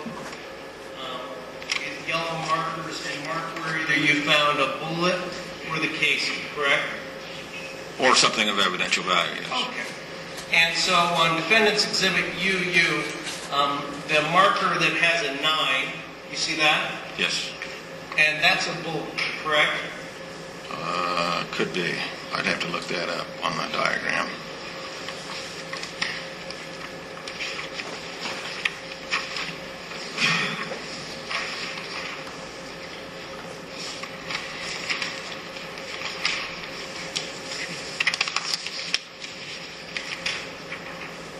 Number 9 is a portion of the lead core. Okay. And then will you look and see what 7 and 8 are? 7 and 8 are casings. Those are the 2 casings by the door. Okay. We were trying to figure out where Tracy would have been when those shots were fired, correct? Right. And you indicated that 7 and 8 were casings that were near the bedroom door, so we've established to the best of your ability on where Tracy would have been when she would have made those shots. I think she would have been further in the room.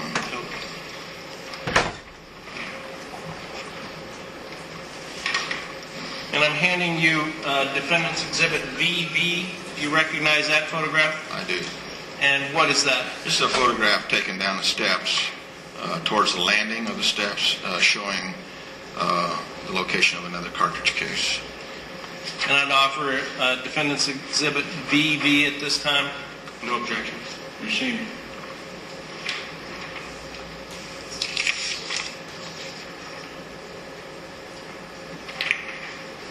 And so in Defendant's Exhibit VB for that casing, that casing would have been found on the landing of the steps. Correct. And I'm not a mathematician, I'll guarantee you that, but don't you testified earlier that if the bullet is shot, like talking about Dustin, the bullet found underneath Dustin's head, you indicated that it would have occurred from the shooting, but by these photographs, it evidences that when bullets are shot, they will ricochet around, correct? Bullets can ricochet, yes. They So don't always ricochet. would you agree that if Tracy would have shot Dustin with the .357, that just because it's underneath his head doesn't automatically mean that that was the shot that was fired that was fatal, correct? Well, there was a grouping in the back of the head that was consistent with the grouping of impacts on the floor. So it's my opinion that those 3 shots to the back of the head occurred while he was down on the floor, and those bullets then embedded themselves in the floor right under the head.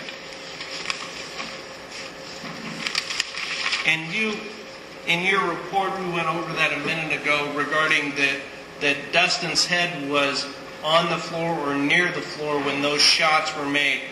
How could you determine as a firearms expert, that his head would have been off of the floor at the time of the shooting? I don't think his head was off the floor, Well, what does your report say? on or off, but I think that's... No, it doesn't say on or off, does it? I don't know, you tell me. It's your report.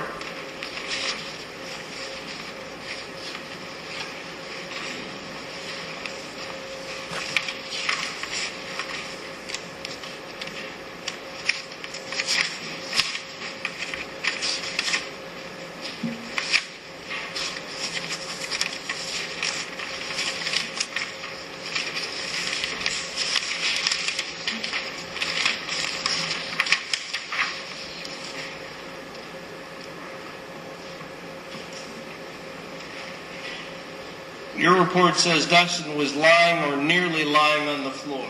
Is that what your report says 10 years ago? Yeah, I must say that.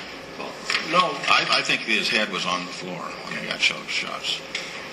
but that was 10 years ago. Your recollection is better immediately after an incident occurs rather than 10 years later, correct? Well, I've had some time to study the photographs, and yeah, my recollection is pretty good on this. Okay, but my question is your recollection better immediately after an incident or several years later? Well, probably immediately after. Okay. And at the time that you authored this report, I you didn't indicate... author this report, you know that, don't you? Is your signature on that report, My sir? signature is, yes. And were you the supervisor who was doing the crime scene on December 13th of 2001? I was. And does your report indicate that his head was above the floor at the time? On or above, yeah. And there were 4 bullets found in the floor, and you determined that there was no evidentiary value in retrieving those bullets, correct? Oh, I knew we were leaving bullets behind, and we thought we had accounted for all of the shots fired from the 2 guns that were suspect in this case. And it was my opinion, along with others that were there, that to retrieve those bullets would have done immense damage to the house. And we opted not to do that at that time.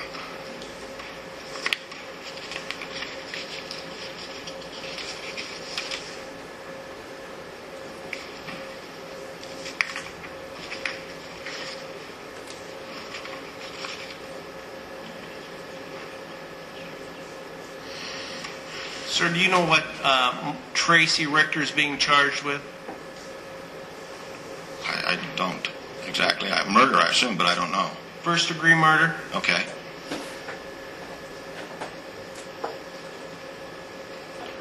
And on that same page, page 3, I believe I highlighted my copy rather than the exhibit, so Mr. Hammerhand doesn't have to worry. Am I reading this correctly, where it says, due to the extensive damage to the wall and floor required to retrieve these lead cores or bullets, and the fact that the acquisition of these items would add nothing more to the evidentiary value of this case, it was decided to forego the effort? Correct.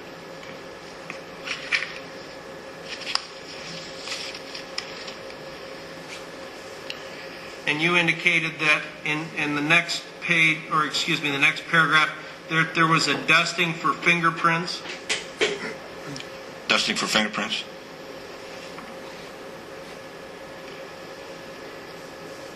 Yes. Yes. The items that were dusted, or what?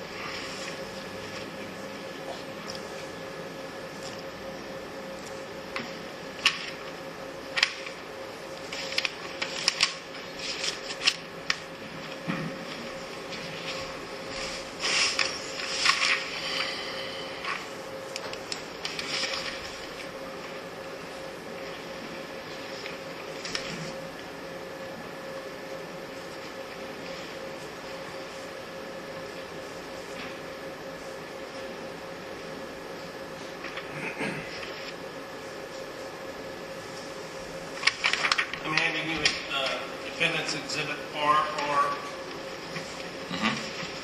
Do you recognize that document? I do. What is it? This is another page out of our work notes that were taken at the time as we were doing the processing. At this time, the defendant would offer Defendant's Exhibit RR. No objection. See, And would have these been the items that you would have dusted in the house? Yeah, items and areas that we dusted. I'm sorry, may I publish to the jury? I apologize.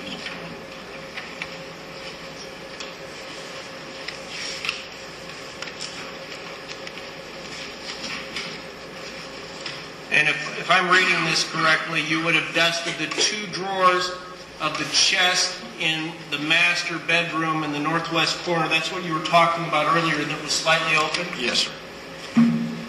And it indicates that you also did the doorway in the guest bedroom, the bathroom toilet lead handle, railing, the French doors on the east side of the house, and the stairway walls? Correct. I don't see, did you dust for fingerprints the side door to the Roberts residence? Side door, you meaning the door into the... There's 5 entranceways or doorways in the Roberts residence to the outside, correct? So what do you mean side door? The side door into the kitchen? Is that what we're referring to? Yeah. Yes, we did dust that. Okay.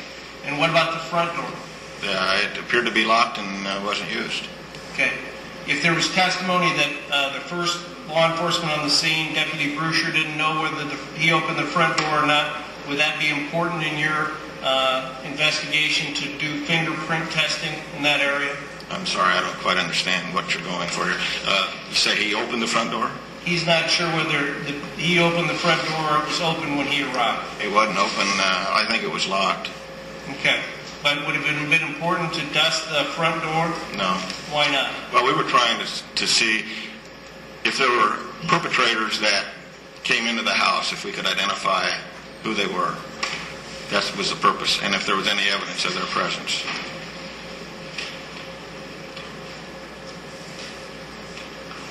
Sir, you arrived 3 hours after the first call, correct? Actually 4. If the call came in at 7:07 p.m. and you arrived at 11:35 p.m., am I correct so far? Well, we arrived in early at 11:45. We actually arrived at the house about almost 2 o'clock in the morning. Okay. So that's about 5 hours, correct? Yes.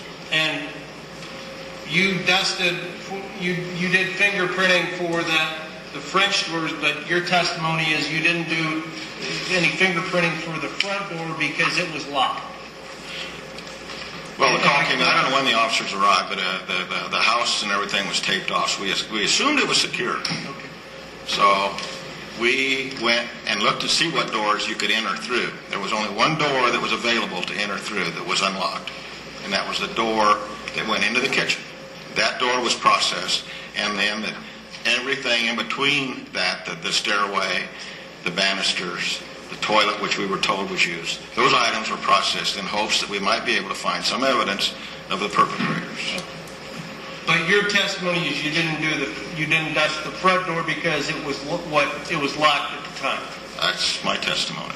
Would you agree if you're 5 hours from when the first dispatch called, it would have been a better police practice or investigative practice to do prints on the front door? Yeah, I could have done the whole house. It wouldn't have meant anything.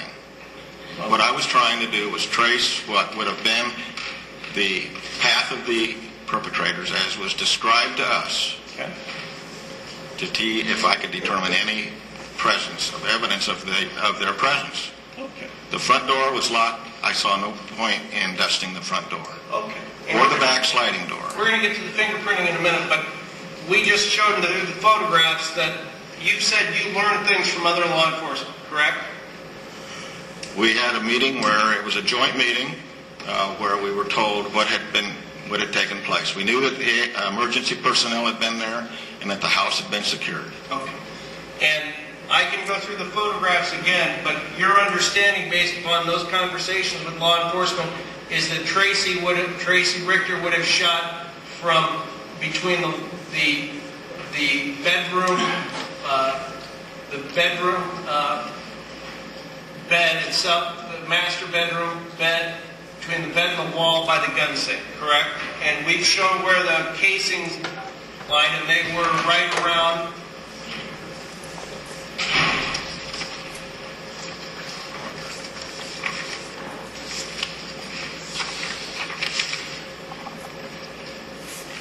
Those casings would have been from 1 through 6, would have been generally in this area, and that's what law enforcement told you, correct? They'd be back in that smaller area. But we've already established... Back in that area is where the casings were found. Well, we've already established, sir, that the headboard went up by the window, which is back here, correct? No, I don't think so. That photograph, where those items are located, is that offset there. So that photograph shows the cartridge cases being located in that area right there, and on the bed, which is right in that area, not up in here. if you look right here, you see where the angle is there? The angle, you notice there's a dresser there? Yes, sir. There was a big dresser right in there, right in that area there. Isn't this the same angle here, Mr. Harvey? That angle right there, that corner that you're seeing there is that corner right there. Right there. Okay. So you can say to a reasonable degree of certainty that the bullets would have been, the casings would have ejected to the right. We've determined that, correct? I know the gun ejects to the right, yes. So your best guess is that Ms. Richter would have been somewhere in this area when these shots were fired, correct? I think she could have been somewhere in the vicinity of the foot of the bed. Okay, so near where we've talked about as far as the gun safe, which the gun safe's right here, correct? That's correct. Okay. So we can agree that more likely than not the gun was fired in that general vicinity by Tracy Richter. Where the cases are located? Yeah. Okay. The ejection on this gun is, it ejects to the right and to the rear. And it'll eject out about 8 feet. Okay. They'll travel 8 feet if you're standing and you're holding the gun as you normally would. Okay, and what if you're kneeling? Well, depending on how high you are, that certainly would affect where the cartridge case is, how you're holding the gun, the attitude of the gun. That also is going to affect it. So I would be very hesitant about making any accurate determination of the location of the shooter based on the cartridge cases, particularly since we have a hard floor here and they're going to hit and they're going to roll. Not disagreeing, you're the expert. But we can agree that Ms. Richter, Tracy, wasn't far up by the, let's say, the northwest corner of that bedroom, was she, when those shots were fired? Probably not. Okay. And if there's previous testimony that she grabbed a gun from that gun safe and turned, kneeled, and shot, that would be consistent with your findings on the bullet trajectories near the bed, correct? I'm not going to rule it out. I'm not sure that I would agree with it, but I'm not going to rule it out.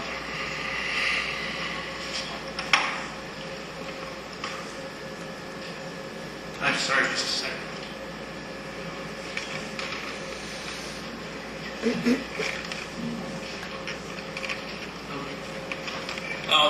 And there was another casing that was found, and that was found by Michael Roberts, Tracy's husband at that time. That's correct. So then, and we've talked about this, the other two bullet casings were found near the bedroom door here, correct? Correct. And that would be consistent with what law enforcement told you shortly after the shooting.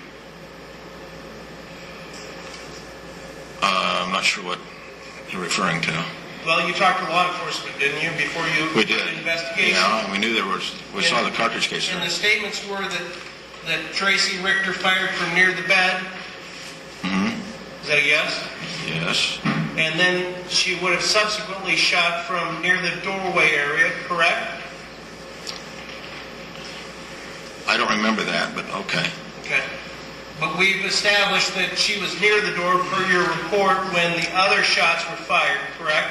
The cartridge cases were found by the door. I think the shots were actually fired from another location. Yeah, but in your report it says she was near the bedroom door, correct? Yeah, that's what it says. Okay.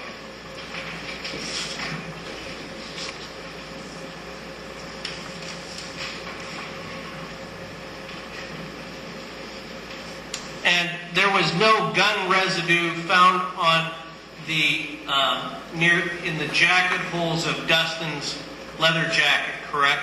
I don't know. If there was no gun residue found on the jacket holes, what would that indicate to you as a firearms expert? It could indicate distance. The residue would only travel a certain distance. I'm sorry? It could indicate distance from the gun when the shots were fired. And assume this set of facts on the scenario that we talked about earlier.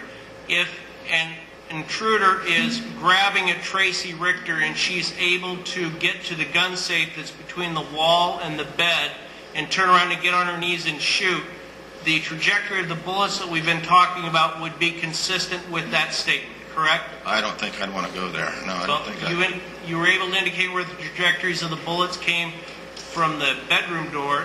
It's your testimony you can't opine where her statement of shooting off from her knees near the bedroom, the end of the bedroom, the bed itself would be consistent with that based upon where the casings were located? I think I've told you before, I would be very hesitant based on location of casings, to make any determination about where she was exactly. And speaking of fingerprinting, there was a photograph offered for that white Pontiac, correct? For the what? The white Pontiac. It would have been the vehicle that Dustin Weedy was driving. Yeah, the white Pontiac, sure. Okay. And my understanding is there was a decision only to dust the passenger side of the car, both inside and out. Was that your statement in the... That's correct. Okay. And why did you only dust on the passenger side? Because there was supposed to be another perpetrator present, another person present, and other than Dustin, it was Dustin's vehicle, so we assumed the person would have been riding in the passenger seat if that was the case, and that area was processed for prints in hopes of discovering who that might be. And why didn't you dust the driver's side? Because it was Dustin's car, and he would be driving his own vehicle. Okay, but this is a first-degree murder crime investigation scene, correct? Well, it wasn't when we were looking at this stuff. You viewed it as self-defense, didn't you, sir? Yes, we did.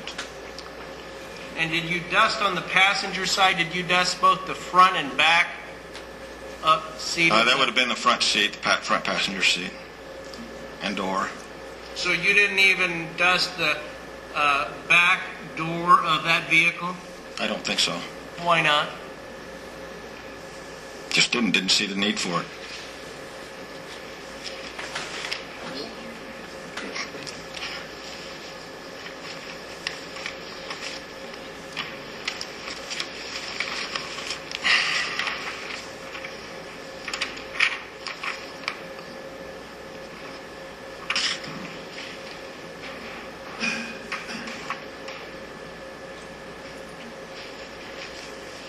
I'm handing you what's been marked as SS1 and SS2. Do you recognize those documents?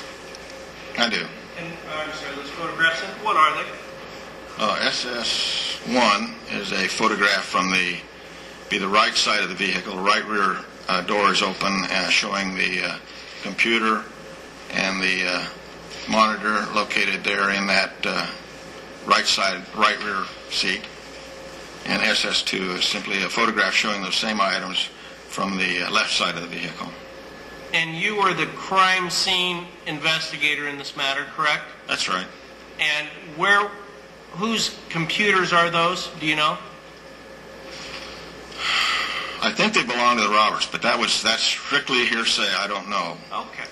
And let's assume that computer belonged to the Roberts, and that was in the back seat of Dustin's car when you searched it, correct? Yes, it was.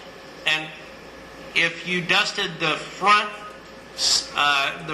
door of that vehicle on the passenger side, and you have stolen property in the back of the vehicle, why wouldn't you dust the rear passenger side door? Well, first of all, we didn't know that was stolen property. We thought it might have been a gift or on loan to him.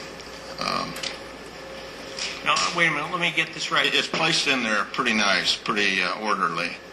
Now, you're doing a shooting investigation, and Dustin's dead, correct? Right. And the statements made at that time were there were two intruders that had broken into Tracy's house, correct? Correct. And they had assaulted her?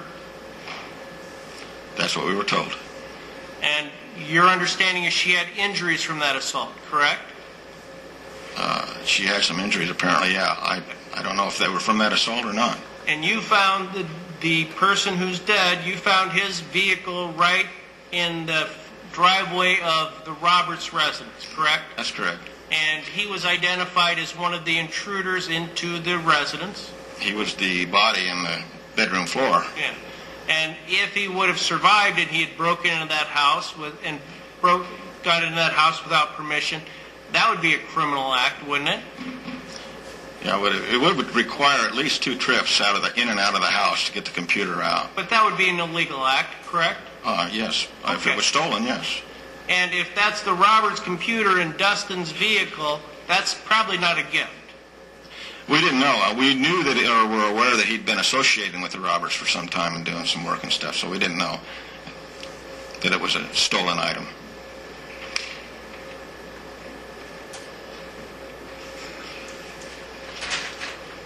You said that you thought the computer that was identified in that photograph was the Roberts. How did you find that out? I think we were told that by somebody. By who? Again, that was hearsay. That's hearsay. I don't know. Well, you had to rely on law enforcement statements to you to, A, get to the residence, correct? Yeah. Is that a yes? Yes. And you had to be told what had occurred in that residence, correct? Yes. And you also learned that the computer, more likely than not, was the Roberts? Again, I don't recall when we were told that, or it was indicated that was the case, but that was sort of our belief that computer did originate from there. Okay.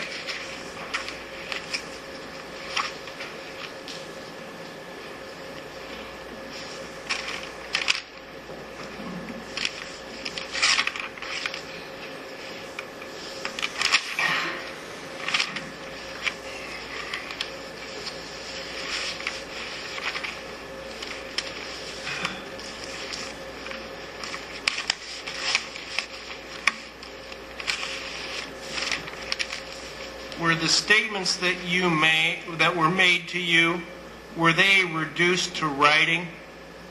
No. The What do you hearsay mean? statements. What do you mean reduced to writing? Were we given written documents? You made reference that there were hearsay statements made to you, correct? We were told things by different people.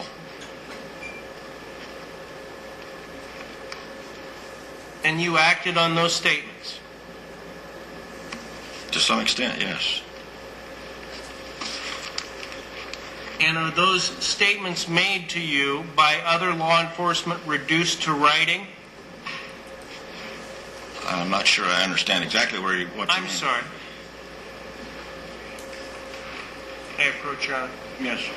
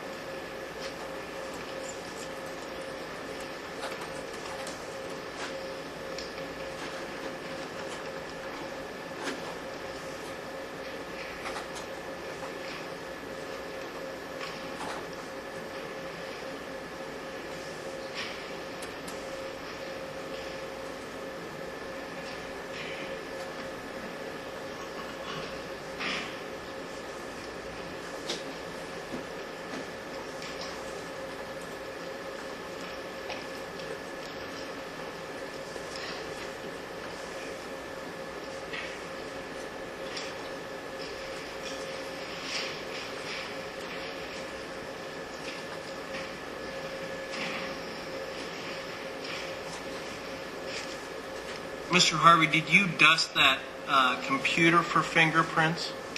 It was taken back to the laboratory and processed for prints in the laboratory. And are you familiar with a person by the name of Dan Mosier, who was a DCI agent? Absolutely. And was it your understanding that the blood on the floor of the master bedroom had been cleaned up and requested the photographs of the area be taken? The blood was cleaned up prior to you being able to fully investigate the scene, correct? The blood was cleaned up while we were in Sioux City attending the autopsy on the victim.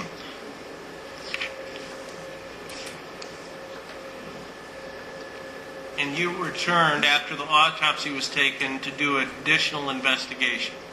After the blood was cleaned up, we were asked to go up and photograph the floor, which was the area right under his head, to record the impact of the bullet impacts there on the floor. And my question is, did Special Agent Mosier make that decision that the blood should be cleaned up, or was that a directive that you provided to him? It wasn't anything that I decided. And I'm not sure if Dan Mosier did it or requested it. At some point while we were gone at the autopsy, the blood was cleaned up. And that's fine. What I'm trying to find out from you, Mr. Harvey, is when you arrived after the autopsy was performed in Sioux City, you came back, the blood had been cleaned up. You were surprised that it had been cleaned up, correct? I was informed that it had been cleaned up. I don't know how surprised I was. It seemed like a reasonable thing to do. Well, you're the crime scene investigator, correct? Yes, but Dan Mosier owns the crime scene, so... But he did that without your permission, correct? He didn't need my permission, but yeah, it was done without my permission. And did you videotape the crime scene? No. Would have that been something that you could have done? Could have done it. Why didn't you? Didn't feel it was necessary. Felt the regular photographs were better. Okay. But what would be the harm in doing a videotape of the crime scene area? It wouldn't be any harm. Just be additional thing to do, and I don't think would really contribute at all to anything as far as solving the case or recording the scene. And, sir, don't you routinely do videotaping of crime scenes in the Polk County area? I don't know about Polk County. We don't do Polk County. They do their own stuff there. I don't know what they do. And do you know why there were no fingernail scrapings taken from either Tracy Richter or Dustin Weedy? You'd have to ask the doctors that were involved either in the autopsy or at the hospital. So your answer is no? No, I don't know anything about it.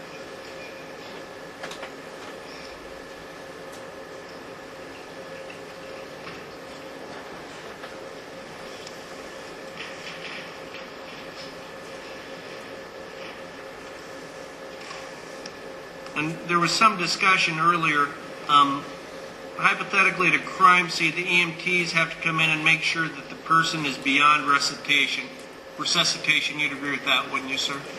They were there. I assume that was their reason for being there was to determine that the individual was, in fact, deceased.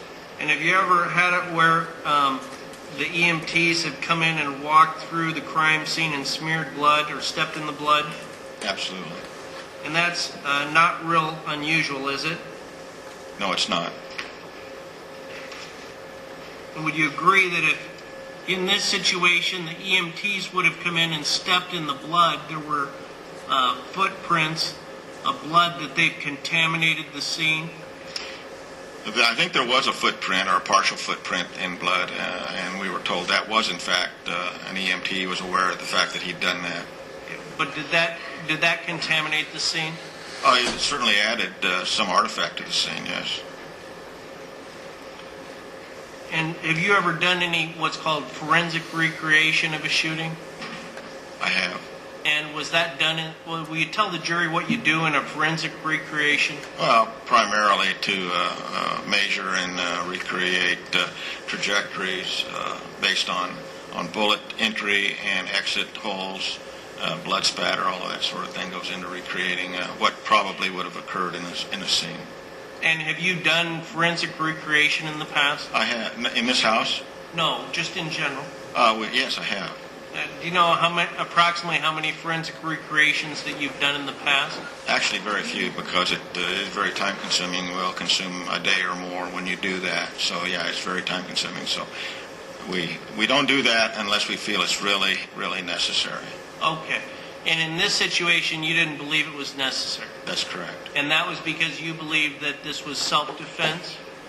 I wouldn't say that so much, but that was certainly one of the reasons that initially we were told it was a self-defense case, and we didn't see anything to necessarily disagree with that. Okay.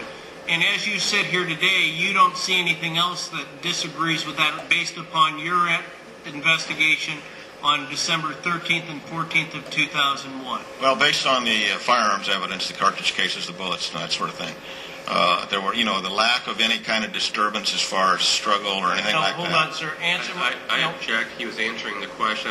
I object on this witness be allowed to answer the question. He asked the Well, and I question. object You the can do question. that on redirect. All right. Go ahead. Well, and I apologize if I interrupted. Would you want me to restate the judge? Fine. Sir, based upon your evaluation and examination of this case, being the crime scene investigator on December 13th and 14th of 2001, it was your professional opinion at that time that this was a self-defense case, correct? I would say that we didn't find anything that necessarily disagreed with what we'd been told before. I didn't make any determination, didn't form any opinion, so. Well, you did form an opinion because you didn't pull the bullets out of the floor, correct? No, I wouldn't say that. We determined that it wasn't necessary to do that because, frankly, it was a very nice house. Didn't want to damage it beyond repair. And I think, quite frankly, if we'd have gone after the bullets, which we could have done, and recovered them, that we would have done considerable damage to the house, monetarily, maybe even structurally. And you didn't do the forensic recreation because that would have taken you at least a day's worth of your time, correct? It would have taken at least a day, yes. And that would have been 2 days? That would have been 2 days? Well, we'd already been at the scene for quite some time, several hours. No, I'm sorry. It would have taken 2 days, so it would have probably taken you 1 day to tear the bullets out of the floor, and then another day to do the forensic recreation. Yeah, I don't know how long it would take to recover the bullets from the floor, but probably to do a complete recreation would have taken at least a day.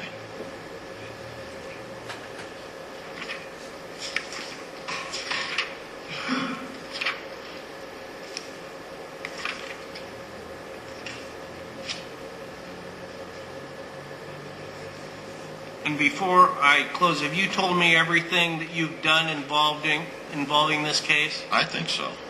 No further questions. Yes, Your Honor. Mr. Harvey, you were trying to explain, you were asked a question about evidence of initially there was a different thought pattern when you first got to the scene. Please explain that answer. Well, we were told that it was a self-defense case, and that two individuals had entered the house. I'm going to object. This calls for hearsay. Stay. Initially, I understand the initial question. Based on your experience, training, and education in processing the crime scene, is your opinion concerning what you were initially told? Is your opinion based on your own observations? What is your opinion on that? Well, it was our opinion that, what we were told, that could be the I'm going to case. object, Your Honor. If he's basing his opinion on hearsay, I'm going to object to it on hearsay grounds. Once again, sustained. Mr. Harvey, I'm sorry. when you were at the scene, there was some bullet holes in the floor by Dustin's head. Yes.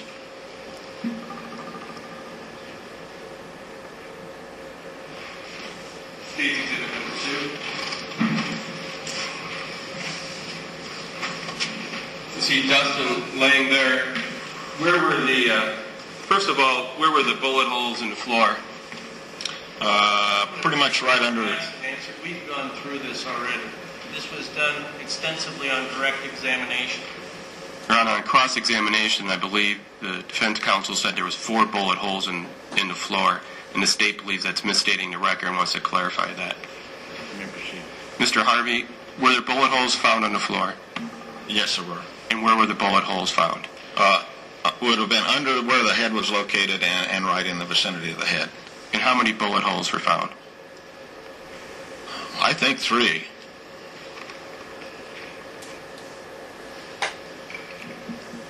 And would that be in notes?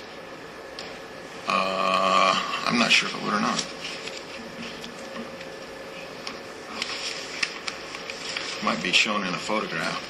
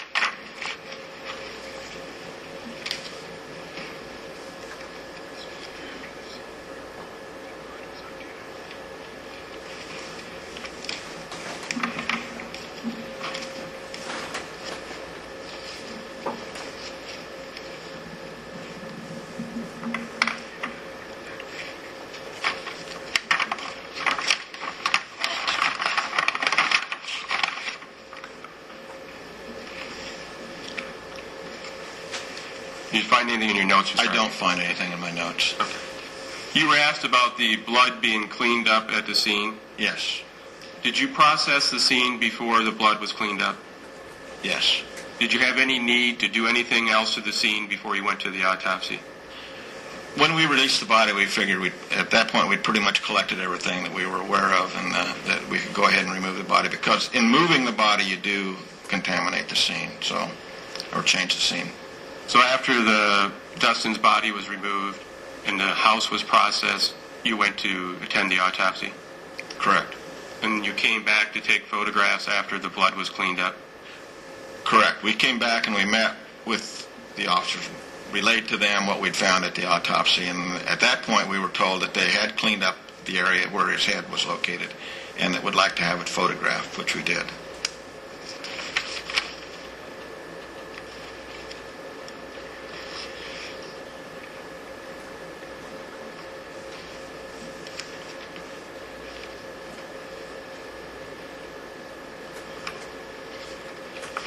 One moment, Your Honor.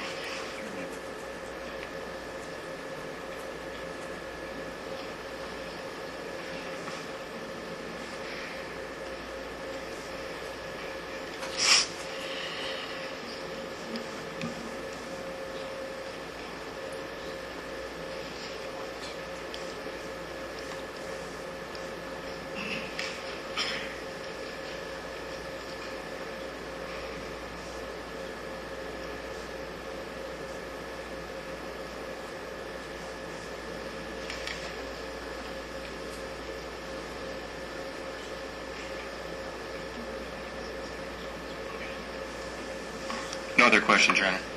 Yes, Your Honor. Mr. Harvey, you investigated this as a self-defense case, correct? Yes, well, that was initially when we went in, that was what we were told, and that's what we assumed was the case. No further questions.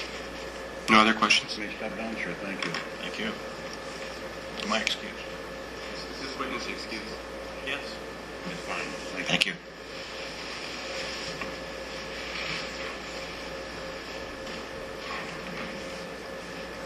Call your next witness. State will call Dr. John Pittman to the stand.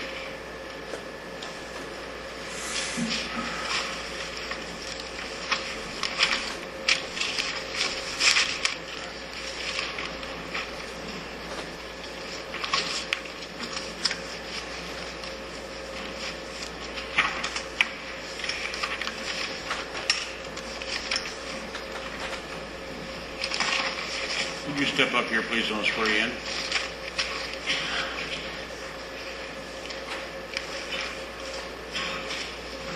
Raise your right hand. You swear upon the truth, and nothing but the truth. I do.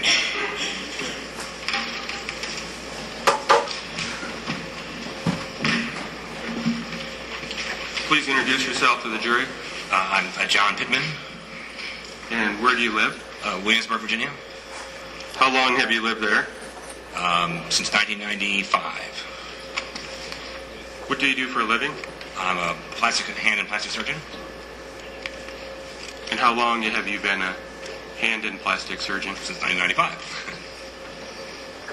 Can you briefly give us your post-high school education? Yes. I went to undergraduate at Northwestern University, where I got degrees in biology and psychology. Dr. Pittman, do you know the defendant, Tracy Richter? Yes.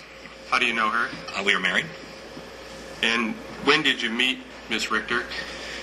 During my fourth year of medical school, which would be either late 1986 or early 1987. I think 1986. You said you were married to her. When did you get married? Got married in 88. Where did you first live when you got married? What state? In Colorado. Did you and the defendant have any children together? Yes, one child. And his or her name? His name is Bert. Bert can be spelled at least a couple ways. Can you spell it for the record? B-E-R-T. And it is Bert, not Bernard or Bertram. It's Bert. And what's Bert's date of birth? It is February 1st, 1990. At some point, did you and the defendant separate? Yes. And when was that? That was in 1992.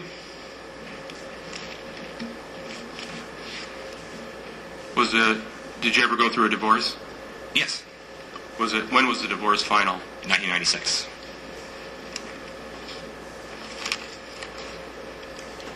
Was it a contentious divorce? Yes.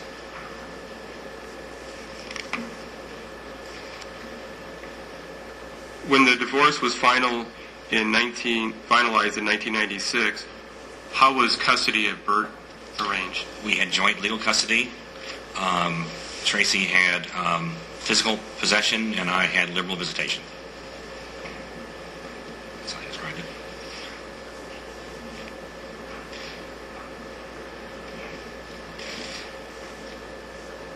In your divorce action, your dissolution action, who was your attorney? Stephen Comey. How do you spell his last name? Komie. Stephen is with a PH.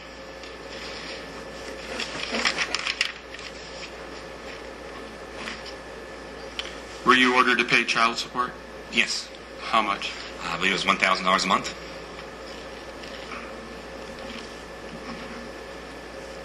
When you were divorced, where were you living? In Williamsburg. And do you know where the defendant, Tracy Richter, was living at that time? In Chicago. You mean when the divorce was finalized or separated? That's a good question. Let's start when you get When separated. we were separated, it was in Chicago. We just moved from Colorado to Chicago, and the divorce was finalized when I was in Williamsburg. Okay. At some point, did the defendant and your son move after the divorce was finalized? Yes, they moved to Iowa.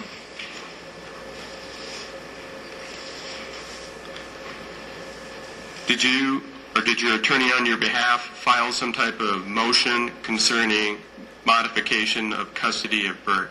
Objection, Your Honor, relevance.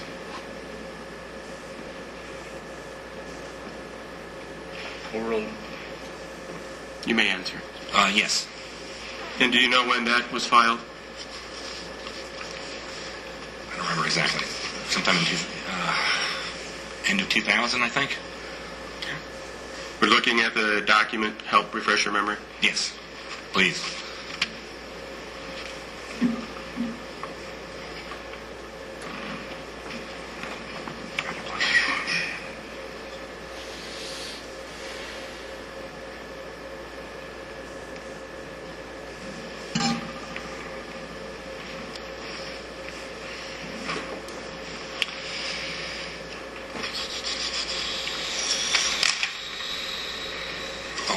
Does that help refresh your memory? Yes, February 8th, 2001 is when this is filed. That sounds right.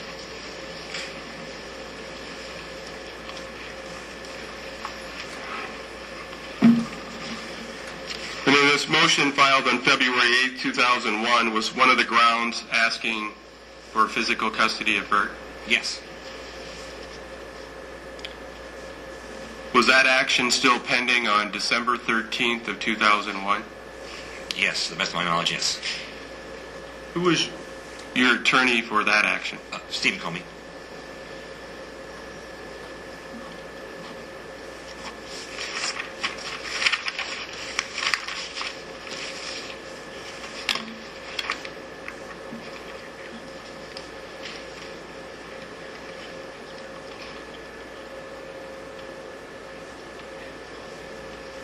May I approach, Your Honor? You may.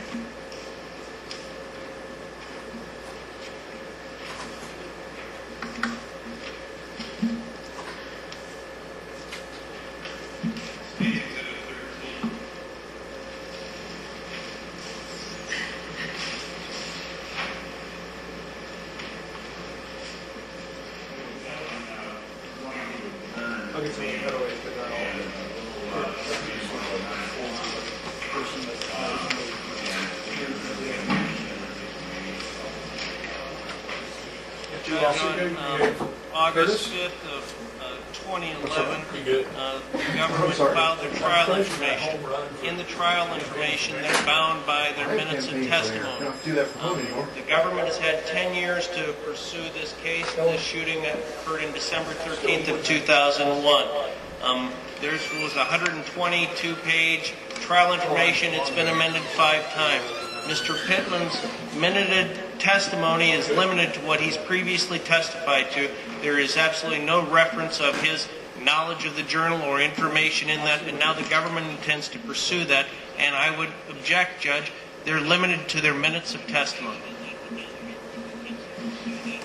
Your Honor, the journal was already provided to defense when the case was filed. They've had it for some sufficient time.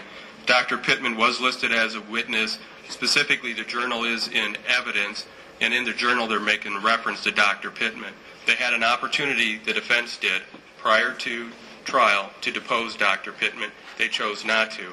I believe what the court at the sidebar indicated, if the defense needs the opportunity they have this evening to depose Dr. Pittman and ask him questions about the journal.